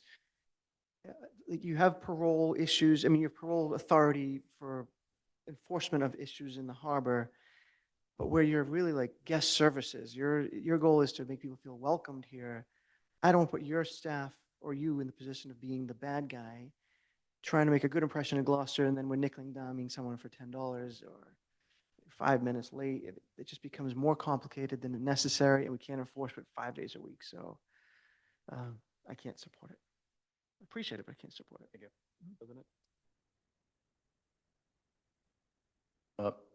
Dylan was before you. I'd be quick. Okay. You can go first. Go first. No. Jason was before him too, but. Oh, yeah, sorry, I haven't spoken a lot. But Okay, just on go ahead. Councilor You haven't Worthley's. spoken yet. On Councilor Worthley's, not whether you like his amendment or not, but what the harbor master said is, if someone does go over the 3 hours, they just say, hey, guys, these are the rules. So what is the difference if we're implying a $10 fee for the 3rd to 4th hour? Be like, hey, guys, these are the rules. It's the same wording. There's really is no difference where I don't believe you're going to be like, you owe me $10. There's none of that. So based on what your comment is, the same wordage can be used with this amendment. That's just my comment. Oh, I thought you asked me a question. No, just a comment, just to sort of say that there would be no difference. Well, there is in- one difference. Not Can I really. respond to that? No, this is not a debate between us. Oh, where you mentioned me and my point. I'd like He to was bringing clarify. up his point that it was not something, and it's not, Not my point, but okay. Yeah, that's all. He's just making his point. Okay. Councilor Benson. Thank you, Council President. So my question, specifically, you talked about extensive work that you did on this going from Rhode Island up to Maine. I'm just curious, when you're looking at fees, but also looking at that, did you speak to them to the success if they did these changes? Did it lead to more That would- turnover? What, you're talking about more on different Yeah. options, not Yeah. on this particular one. Yeah, but that's my specific, but I'm just curious, did you see? So the research we did were for more. Please speak directly into the microphone. The research we did were for moorings, for transient moorings, not our dock. Okay. As far as our dock, we just made a few phone calls to neighboring cities that do the same thing. Okay. I will add, when we get to that, I will. Okay. Thank you. Yeah, we have more motions. Yes. For reading. Councilor Grow, did you have something? Yeah, I don't have. And make a comment unrelated to that. But we're not, he made his statement, you made yours. I mean, that's Still on the basically, amendment. yeah, we're on the amendment. And the amendment also did not include that it would be a max of 4 hours. We could amend the amendment. Should be, make a motion to amend the amendment to make a maximum mooring at Jacob's Landing for 4 hours. We can't make a third amendment. First was. The First Amendment was to add and $5 per hour thereafter. The Second Amendment was to change the $5 to $10. So you need to vote your $10 per hour thereafter. You can vote that and then amend it to add your hour cap. And then you're back to your main motion. Super. So, well, on the amendment, let's have the vote on the amendment to do $2, $10 for an additional hour. Is this roll That was call? already moved and seconded. Roll call? No. All right, all those in favor? Aye. Aye. Aye. Opposed? No. The ayes have it, 8-1. Now, is there a second amendment or a new amendment now? I'd like to amend the overall amendment to add for up to 4 hours total mooring. Would that be an appropriate, or 4 hours max? That's total mooring. $10 per hour $10 for an additional for an additional hour. So For additional hour. $10 with a maximum of 4 hours on the mooring. No, it's not a mooring, is it? Is it? Yeah, it's a docking, on the docket. For, Dollars for an additional hour for a maximum of 4 hours. yeah. I'll second that. Okay, motion's been made and seconded, made by Counselor Gross, seconded by Counselor Gilman. Discussion? Counselor Worthley. Thank you. At the end of the day, obviously the last one passed. I think we missed the boat, to use that reference, on the value of the 3 hours is to incent turnover. So by saying another $10 for a 4th hour, it's not the $10, it's the next boat that's going to spend $200 or $300 in town that we're missing if people stay longer. That's the point of all of this. So if we want to put something on the sign that says maximum of 4 hours, and if they go for 5, then they're back where we were trying to move people along. But I'll support the maximum of 4 because it's better than leaving it unsaid. But that's it for me. All those in favor of the amendment to the motion? Aye. Aye. Opposed? The ayes have it, 9-0. So now we have to go back to the original motion, which would be a $20 flat fee for up to 3 hours and $10 for a 4th hour with 4 hours max. Right. Already, yep, and it's been moved and seconded already. Okay. Discussion? All those in Wait, favor? wait, Oh, I have discussion. okay, sorry. Sorry. I looked over there, I didn't see it. Okay. You're blending in with your leopard coat. Thank you. It must mean that you like it, so thank you. So first of all, I want to qualify this. Our boat is 20 years old and it's 23 feet, so it's not a yacht, okay? And the reason why I made this point is that when we were talking about this transient dockage, when we were approving this, we talked a lot about how residents felt about this versus people that are coming out of town. And, you know, our former harbor master did a really a good job with trying to sell this opportunity, and it was exciting for some folks. I mean, it is fun to go down the river and go to eat on the. I know you're going to interrupt me, but I'm not. Just I'm not. Just. I didn't okay. even think it. Okay, thank you. But it's fun to do this for an afternoon, and it's fun to think that we can go down and have dinner, and we're not going to be there for more than 2 hours because we have to keep moving, right? So that's what we looked at it. So I just wanted to let everyone here know that this is not a yacht, okay? This is a 20. That wasn't my point. A 20-foot, 23-foot Grady White, you My know. my comment wasn't 20 years directed- old. My comment wasn't Like I- directed at you. It was just a Okay. general statement. Well, I shouldn't be talking about myself either. But in light of the fact that I do trust the work of the harbor masters and the Waterways Board, that I will succumb to the comments of my colleagues, and I will support this, even though I'm going to squiggle up my nose and probably never be able to go to dinner here because my husband will say it's too much money just to go here. But I am relinquishing my nay to a yay because of all of you. So that's the end of my deliberation. Thank you. Counselor Nolan. I do have a question for Chris. What's the minimum and maximum length of boats allowed on that? Any size boat. Excellent, thank you. Counselor Gilman brought up a good point when we had to go to the city, get money, ask the citizens to help finance some of this. Majority was financed through grants. I will make that statement, but some of it, the city did have to come through with some of the money that part of it, and during the public hearing process, people were like, well, what's in it for us? The residents of Gloucester, we're just doing this for people coming in.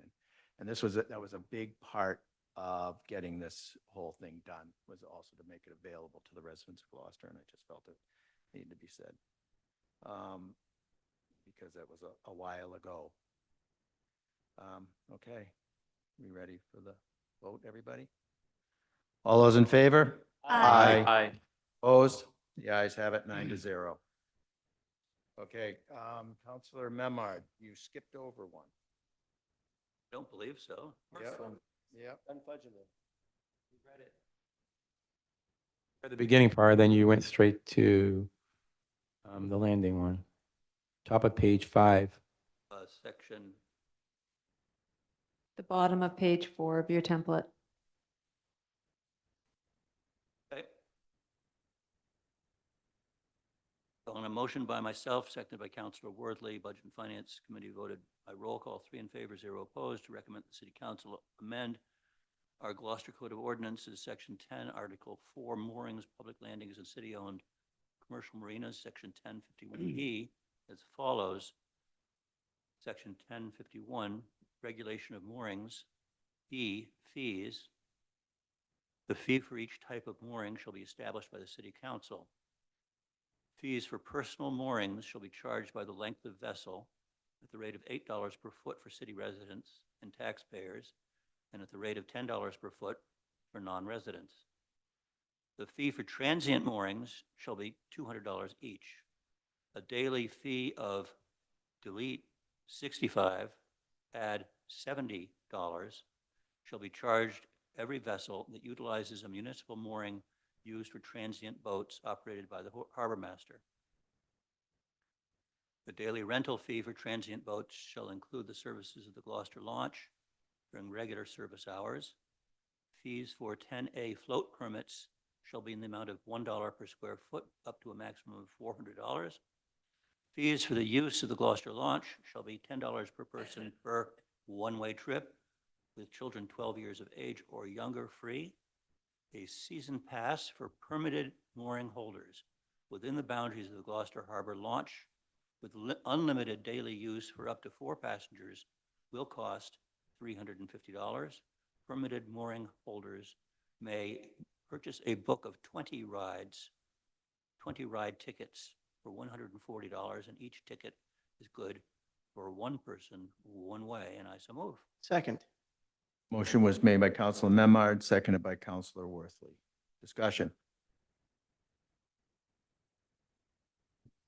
Just so I'm clear, that whole thing was for a $5 increase on the, Transient. okay. Yep. Yes, and if anybody's wondering what the fee for transient mooring shall be, the businesses are allowed to have transient moorings. They're completely different than than what this $70 increase is, which is for visiting boaters on the city's moorings. All right, any more discussion? All those in favor? Aye. Opposed? The ayes have it, 9-0. Okay, next. Would you like to do Solomon Jacobs again? No, we're good on that one. Moving on. The use of public ramp at Dunfudgeon, Section 10-53. A, the fees for launching vessels at the Dunfudgeon public. Excuse me, Counselor Memhard, you need to read the full committee recommendation. Committee recommendation on a motion by Counselor Memhard, seconded by Counselor Worthley. Budget and Finance Committee voted roll call, 3 in favor, 0 opposed, to recommend that the City Council amend Gloucester Code of Ordinances, Section Chapter 10, Article 4, moorings, public landings, and city-owned commercial marinas, Section 10-53, paren A1, as follows. 1053, the use of public ramp at Dunfudgeon. A, the fees for launching vessels at the Dunfudgeon public access ramp shall be as follows, and as pursuant to Mass General Law, Chapter 21A, paragraph 2, para 8, and 320 CMR 2.00, paren 1, daily fees for all users except commercial boat haulers per vessel launched, delete $10 and add $15. And I so move. Second. Motion made by Counselor Memard, seconded by Counselor Worthley. Discussion. May I ask Counselor my, Benson. Question? Yes. Again, thank you. So looking at this as a whole, you spoke that you did a survey through Rhode Island up to Maine. Did you gather from that any results where there were other communities that implemented changes that it led to more turnover on their harbors? Yeah, some of them did. So Microphone, please. yes. So we made some phone calls and did some research, and our price, what we charge, is right in the middle. So we have some places that are a little bit lower, some places that are a little bit higher. Turnover wise, numbers are hard to find, hard to do, especially with weather. Weather's a huge thing, so the numbers are all over the place. But we're right in the ballpark of everybody else. If that answers your question. No, that does. Thank you. Anyone else? Okay, all those in favor? Aye. Opposed? The ayes have it, 9-0. Next order of business, Madam Clerk. Public hearing 2025, number 6. Council Order 2025, number 1 from Councilor Benson to amend the Gloucester Code of Ordinances, Chapter 22, Traffic and Motor Vehicles, Section 22-273, parking prohibited between certain hours on certain days for the purpose of street sweeping operations. I'll open the public hearing. Speaking in favor, Councilor Benson. Sure. Hold on one second. Okay. So this was brought forward to me from the DPW, and constituents have spoken to me about the need for more consistent street sweeping. And after conversations with the DPW, that this proposed ordinance restricting parking for 4 nights per month, 2 for the odd numbered sides and 2 for the even sides for selected streets, that this will lead to improved cleanliness and reduce public dissatisfaction due to the lack of streets not being able to be cleaned. So this change will lead to that. Does anyone have any? That's kind of where I'm at on that.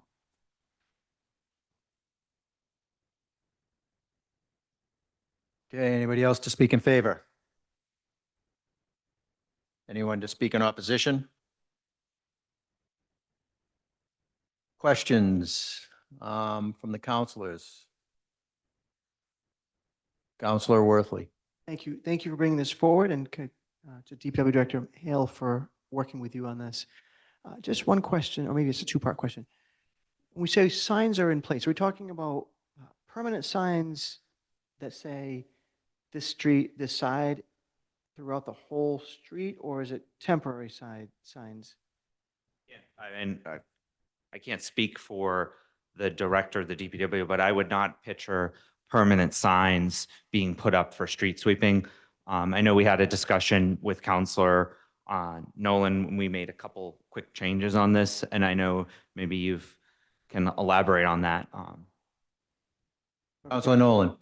One of the things that I did speak with Mike Hale is that to have permanent signage, even though it only goes for a certain section of the year, it's certainly less labor intensive, and it lets people know and get embodied that this is going to be happening. This is how it works. If you go to Boston, Cambridge, Salem, Beverly, it's enacted everywhere. It's a small inconvenience, but what we need to keep our streets clean. So what Mike had said, that he wanted it written in a way that they could put permanent signs up that would be there, and there'd be no excuse not to know, because they'll be there year round. So this is different than what we've done. These are permanent signs that say, for example, 2nd and 4th Wednesday of the month, this street, no parking on this side from this time to that time. So we would know almost as a routine, this is the time I'm not going to park here, and it becomes part of a habit, and it makes it easier for the DPW to sweep and not have to go around the cars. Correct. Okay. And then the second question is, if someone, and I maybe missed this, if someone does park, in the area where they're not supposed to park, the DPW doesn't issue tickets. It'd be police. Exactly. Okay. And would we be, do we know what the fee for that ticket would be, or is that not part of this right now? I think it was part of the existing ordinance that had been in place. It's probably already in place. I don't have it. That's not part of this change. Right. There's nothing around cars violating this ordinance. So Okay. that whatever the fee is already baked in, Yeah. I can pull it up, but That's that's what okay. would be in place. So we're not changing a fee. Nope. And I hate to do towing because the person who's missing their car, obviously their day's ruined, at least their day's ruined, maybe longer. But if there's a car there with a ticket, it doesn't still help the DPW do the street sweeping. So do we know if the underlying ordinance does permit towing? I'm not sure for certain. Okay. Doesn't change my support for what we're doing here. So if we need to add that later, we can add that later. But I never want to be in the position of towing, but at the same time, one person can ruin the whole operation if they don't move their car. So good work. Sorry, we're not in the deliberation period, but those are my questions. Thank you. Okay. There were no communications. No communications, thank you. And I will close public hearing. Close public hearing. And can we please have the committee report?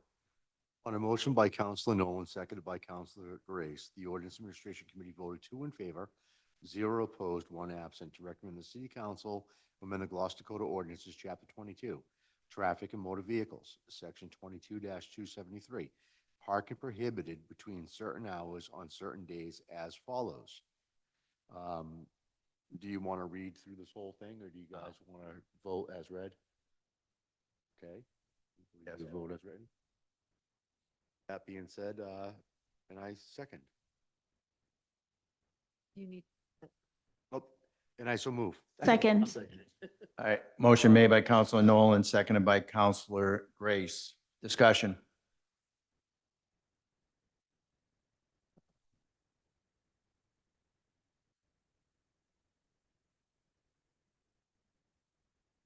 All those in favor? Aye. Aye. Oh, did you have a question? Oh, no, aye. Okay. Raise my hand and say yes. All those opposed? The ayes have it, 9-0.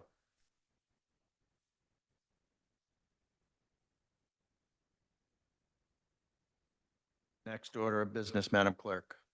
decision to adopt special council permit 2024 number 3, the application of 20 Main LLC for the demolition and conversion of an office building to multifamily housing containing 24 units and a retail space at Main Street number 20, map 7, lot 94 in the CB district. Move to adopt the decision for special council permits 2024-003 Main Street number 20, map 7, lot 14, for the demolition and conversion of an office building to multifamily housing containing 24 units and a retail space, and I so move. Second. Motion made by Councilor Gross, seconded by Councilor Gilman. Discussion. Councilor Grow. Just a reminder, I really got a heads up on the importance of voting yes for this because voting no allows for a constructive grant of a permit, which essentially strips all of the special conditions that we put through in the process that we made. So this would be in the best interest of everyone if it was a positive vote. Councilor Grace. I just want to make sure I understand this, that we are voting to accept what we voted on several weeks back. If we do not pass this, then all of the amendments and whatnot that we put forth would disappear. Thank you. Councilor Worthley. I was going to say the same thing. Whether you support this or don't support the project, this is almost the same as a reflection of the minutes. This is an action we took. Did we take that action? The answer is yes. I don't see that there's any place here for us to do anything different than accept it, unless it was the opposite of how we voted, for example. So, yeah, Thank you. I have no objection. Any more discussion? Roll call. Councilor Benson. Yes. Councilor Gilman. Yes. Councilor Grace. Yes. Councilor Gross. Yes. Councilor Grow. Yes. Councilor Majota. Yes. Councilor Memhard. Aye. Councilor Nolan. Yes. Councilor Worthley. Yes. The vote is 9 in favor, 0 opposed. The motion passes. I want to go to the next one because you guys will have to leave. What reset public hearing for?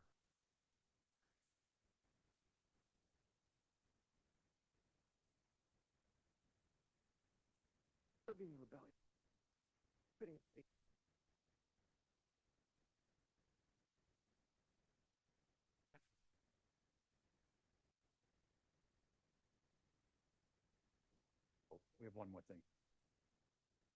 It's the mayor too. Yeah, but they have. It's movable.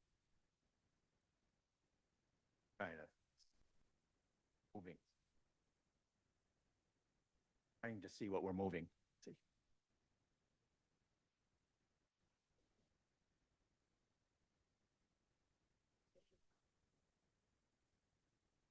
I guess just step out for 5 minutes.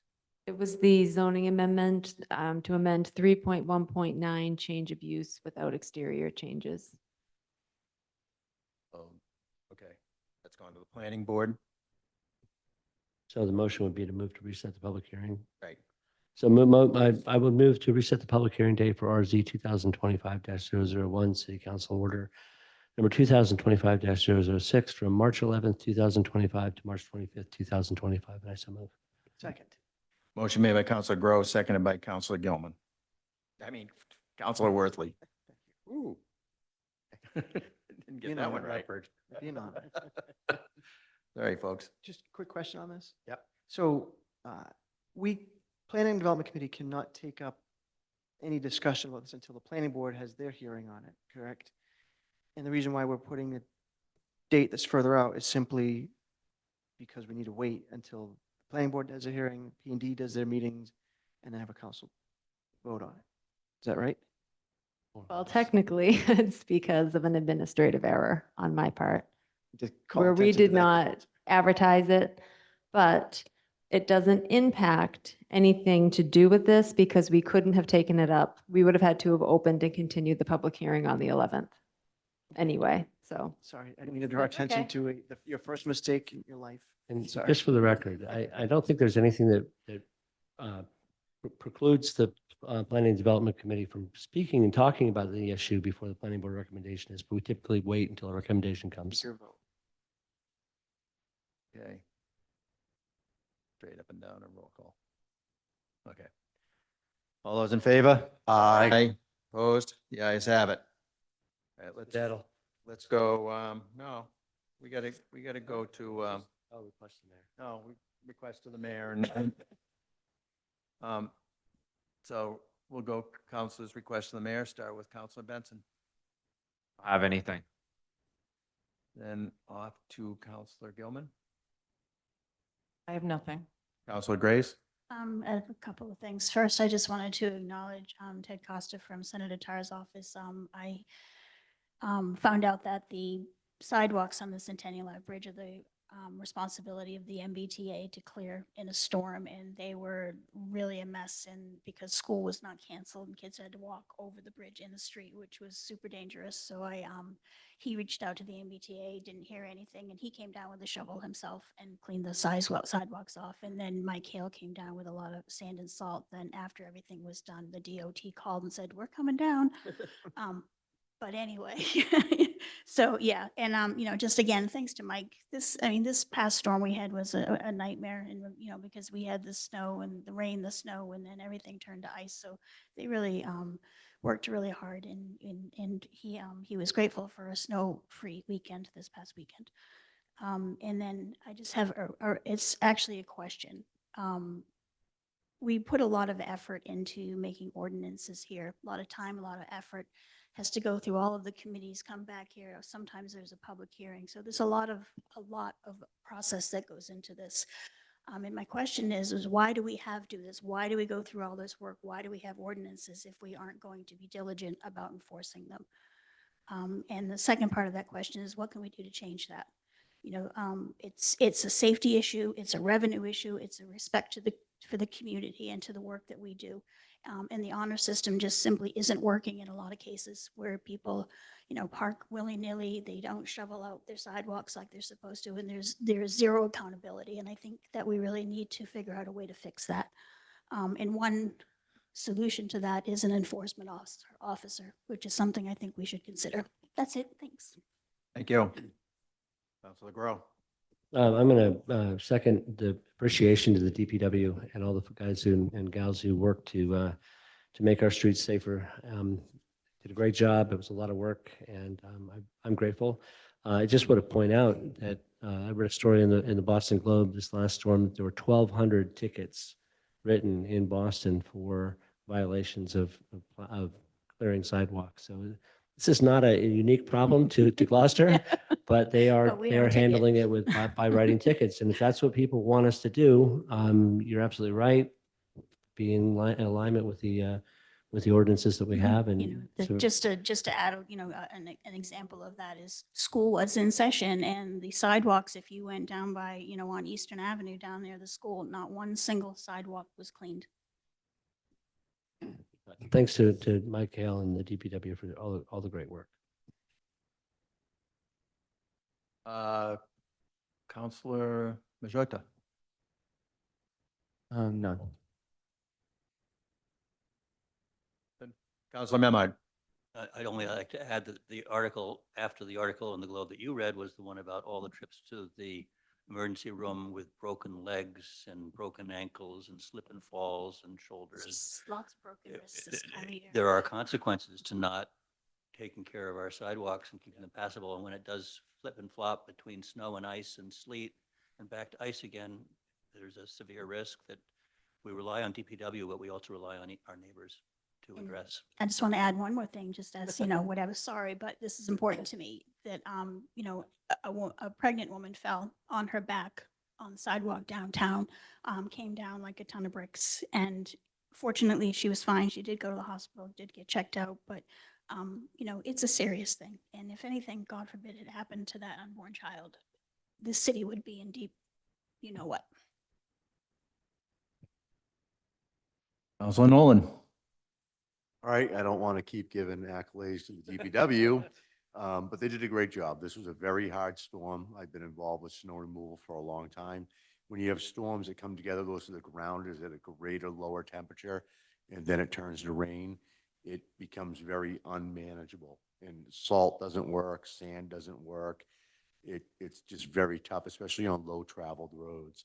And as far as cleaning up in front of your house, please do it. I mean, if I had a sidewalk, I'd be so happy to have a sidewalk that I'd be out there shoveling and snow blowing, whatever I could do to make it passably safe. The other thing is please clean your cars off. I mean, this is 2025. We have rakes that go 8 feet. You can do all kinds of different things. Clear your car off. It's unsafe, and you really got to take care of that. And as Councilor Groves just said, if you have a fire hydrant in the area, help out. Clear it out. Thank you. It's the law to clean your car off. All of this is the law. Technically, there is no law on the books for snow on vehicles, but there are fines that can be. Something of interest for the council that I've been talking to the mayor's office about is a dredged up council order about creating dredged up, yes, that was voted on and passed, a fee schedule that has one depository for all fees and takes them out of the ordinances so that then they can just be, it will no longer require public hearings, which for better or for worse. But that's what their intention was to speed up the process. So we're trying to work with that, with the administration. And also we're looking into what public hearings and what public notices, how they need to be advertised. City Council did vote the website to be an official one. So I've been speaking with legal about how we can do that and possibly save some revenue that way.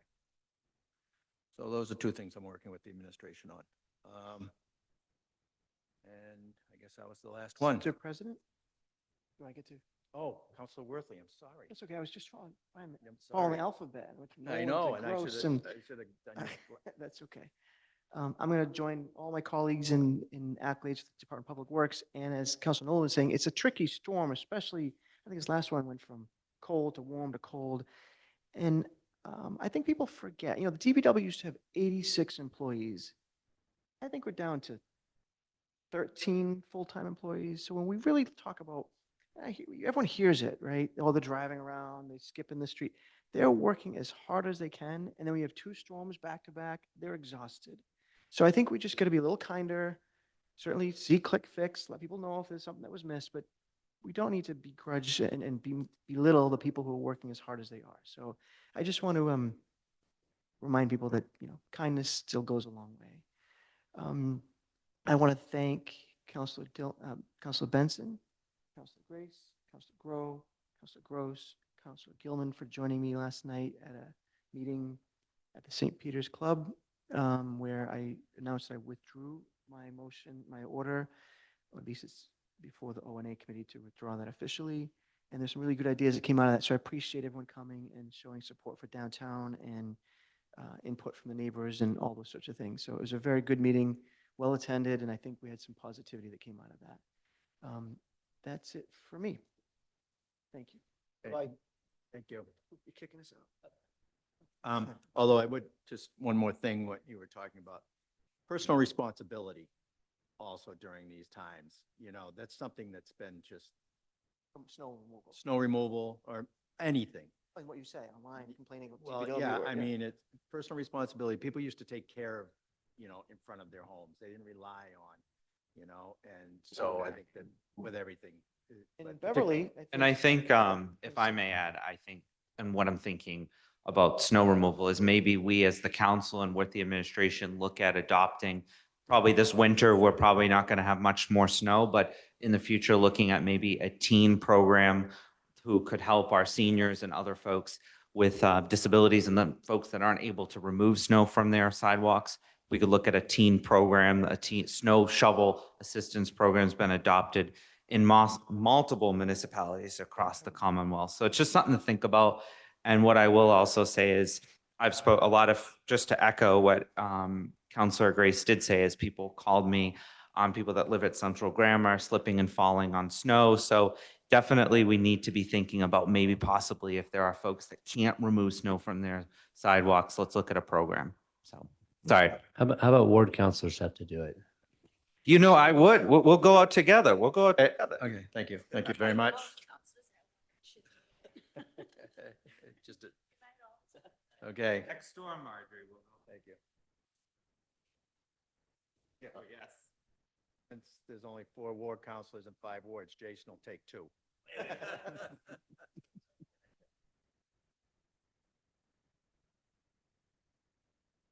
All right. You want to recess for a minute? Okay. Okay.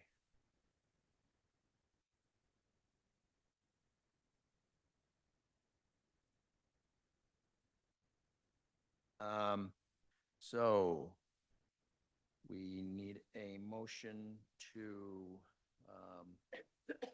This is the city council approval of the referendum ballot question for the April 24th, 2025 special municipal election. Move to approve the referendum ballot question for the April 24th, 2025 special municipal election. and do we also have to approve early voting? That will be on March 11th. That's why it costs 36 grand. If I may just ask a question, what will the specific language of the ballot question, for our sake, be? Just restate it, please. It got sent out today. Do you want it read? I just thought it'd be helpful. Ballot question is in the packet online. The referendum ballot question, just if you could just, whole thing? The last One that says yes or no? Yes. Shall we read it? I'll read it in a very slow monotone, like an AI voice. Oh, got it. Page 146. Yeah. You ready? Yeah. Want to read it? Worst voice, I can read part of it. No, I enjoy it. It's sonorous right now. I feel like Leonard Nimoy. Put this up in.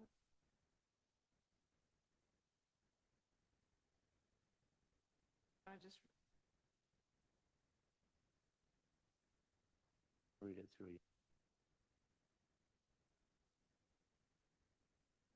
Kidding.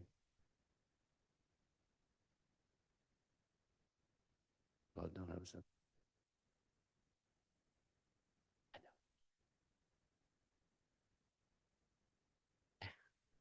Rah, rah, rah, rah.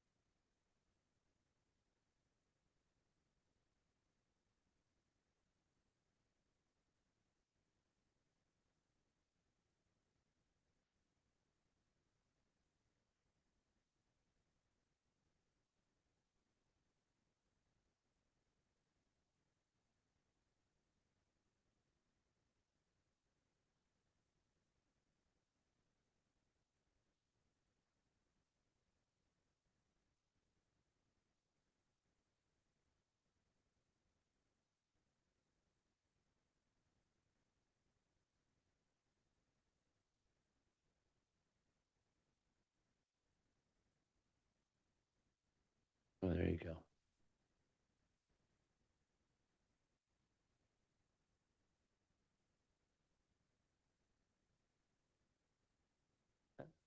Happy to read it. Ready? So the ballot question. Question 1.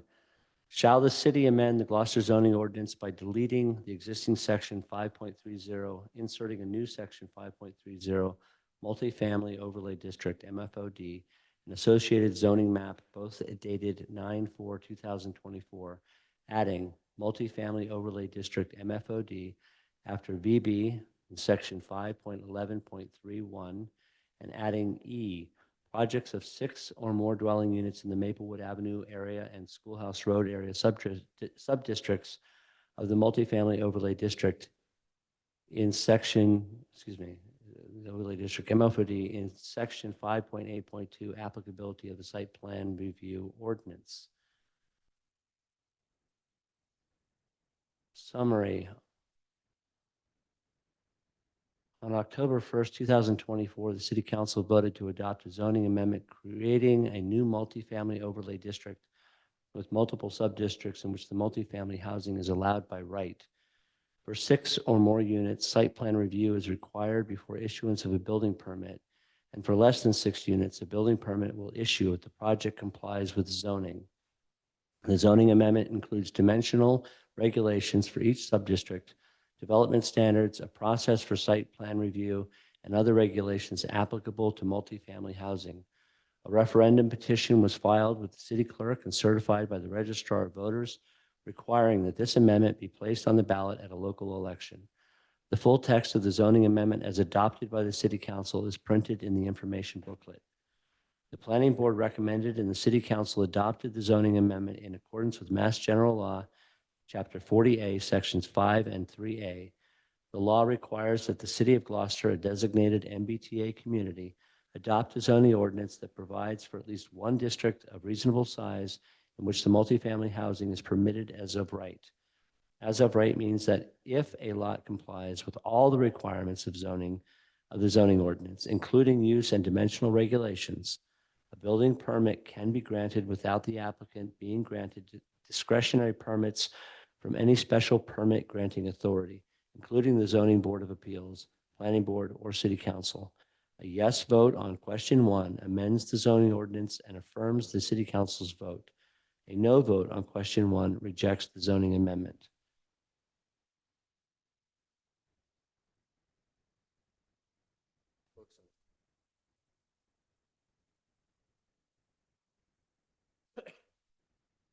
Oh, for the motion. Councilor Benson had his hand up. So when we're reading it here, just so the public that's listening, information booklet? Will there be information booklets at the polling like, what does that mean? Is it like, I'm thinking like, is it gonna be a booklet at the polling station? Just thinking as a voter, what will that? I don't have an answer to that right now. Okay. I believe the legal department is working on that. Okay. Thank you. Counselor Gilman. So just a suggestion, and I'm not going to make an amendment. I just want to throw this out there. But where it says a yes vote on question 1 amends the zoning ordinance and affirms the city council's vote that was taken on, again, October 1st, 2024. I like having that date in that final question, that date is kind of immersed in the summary, but I think it helps give better visual to people in terms of when this vote took place.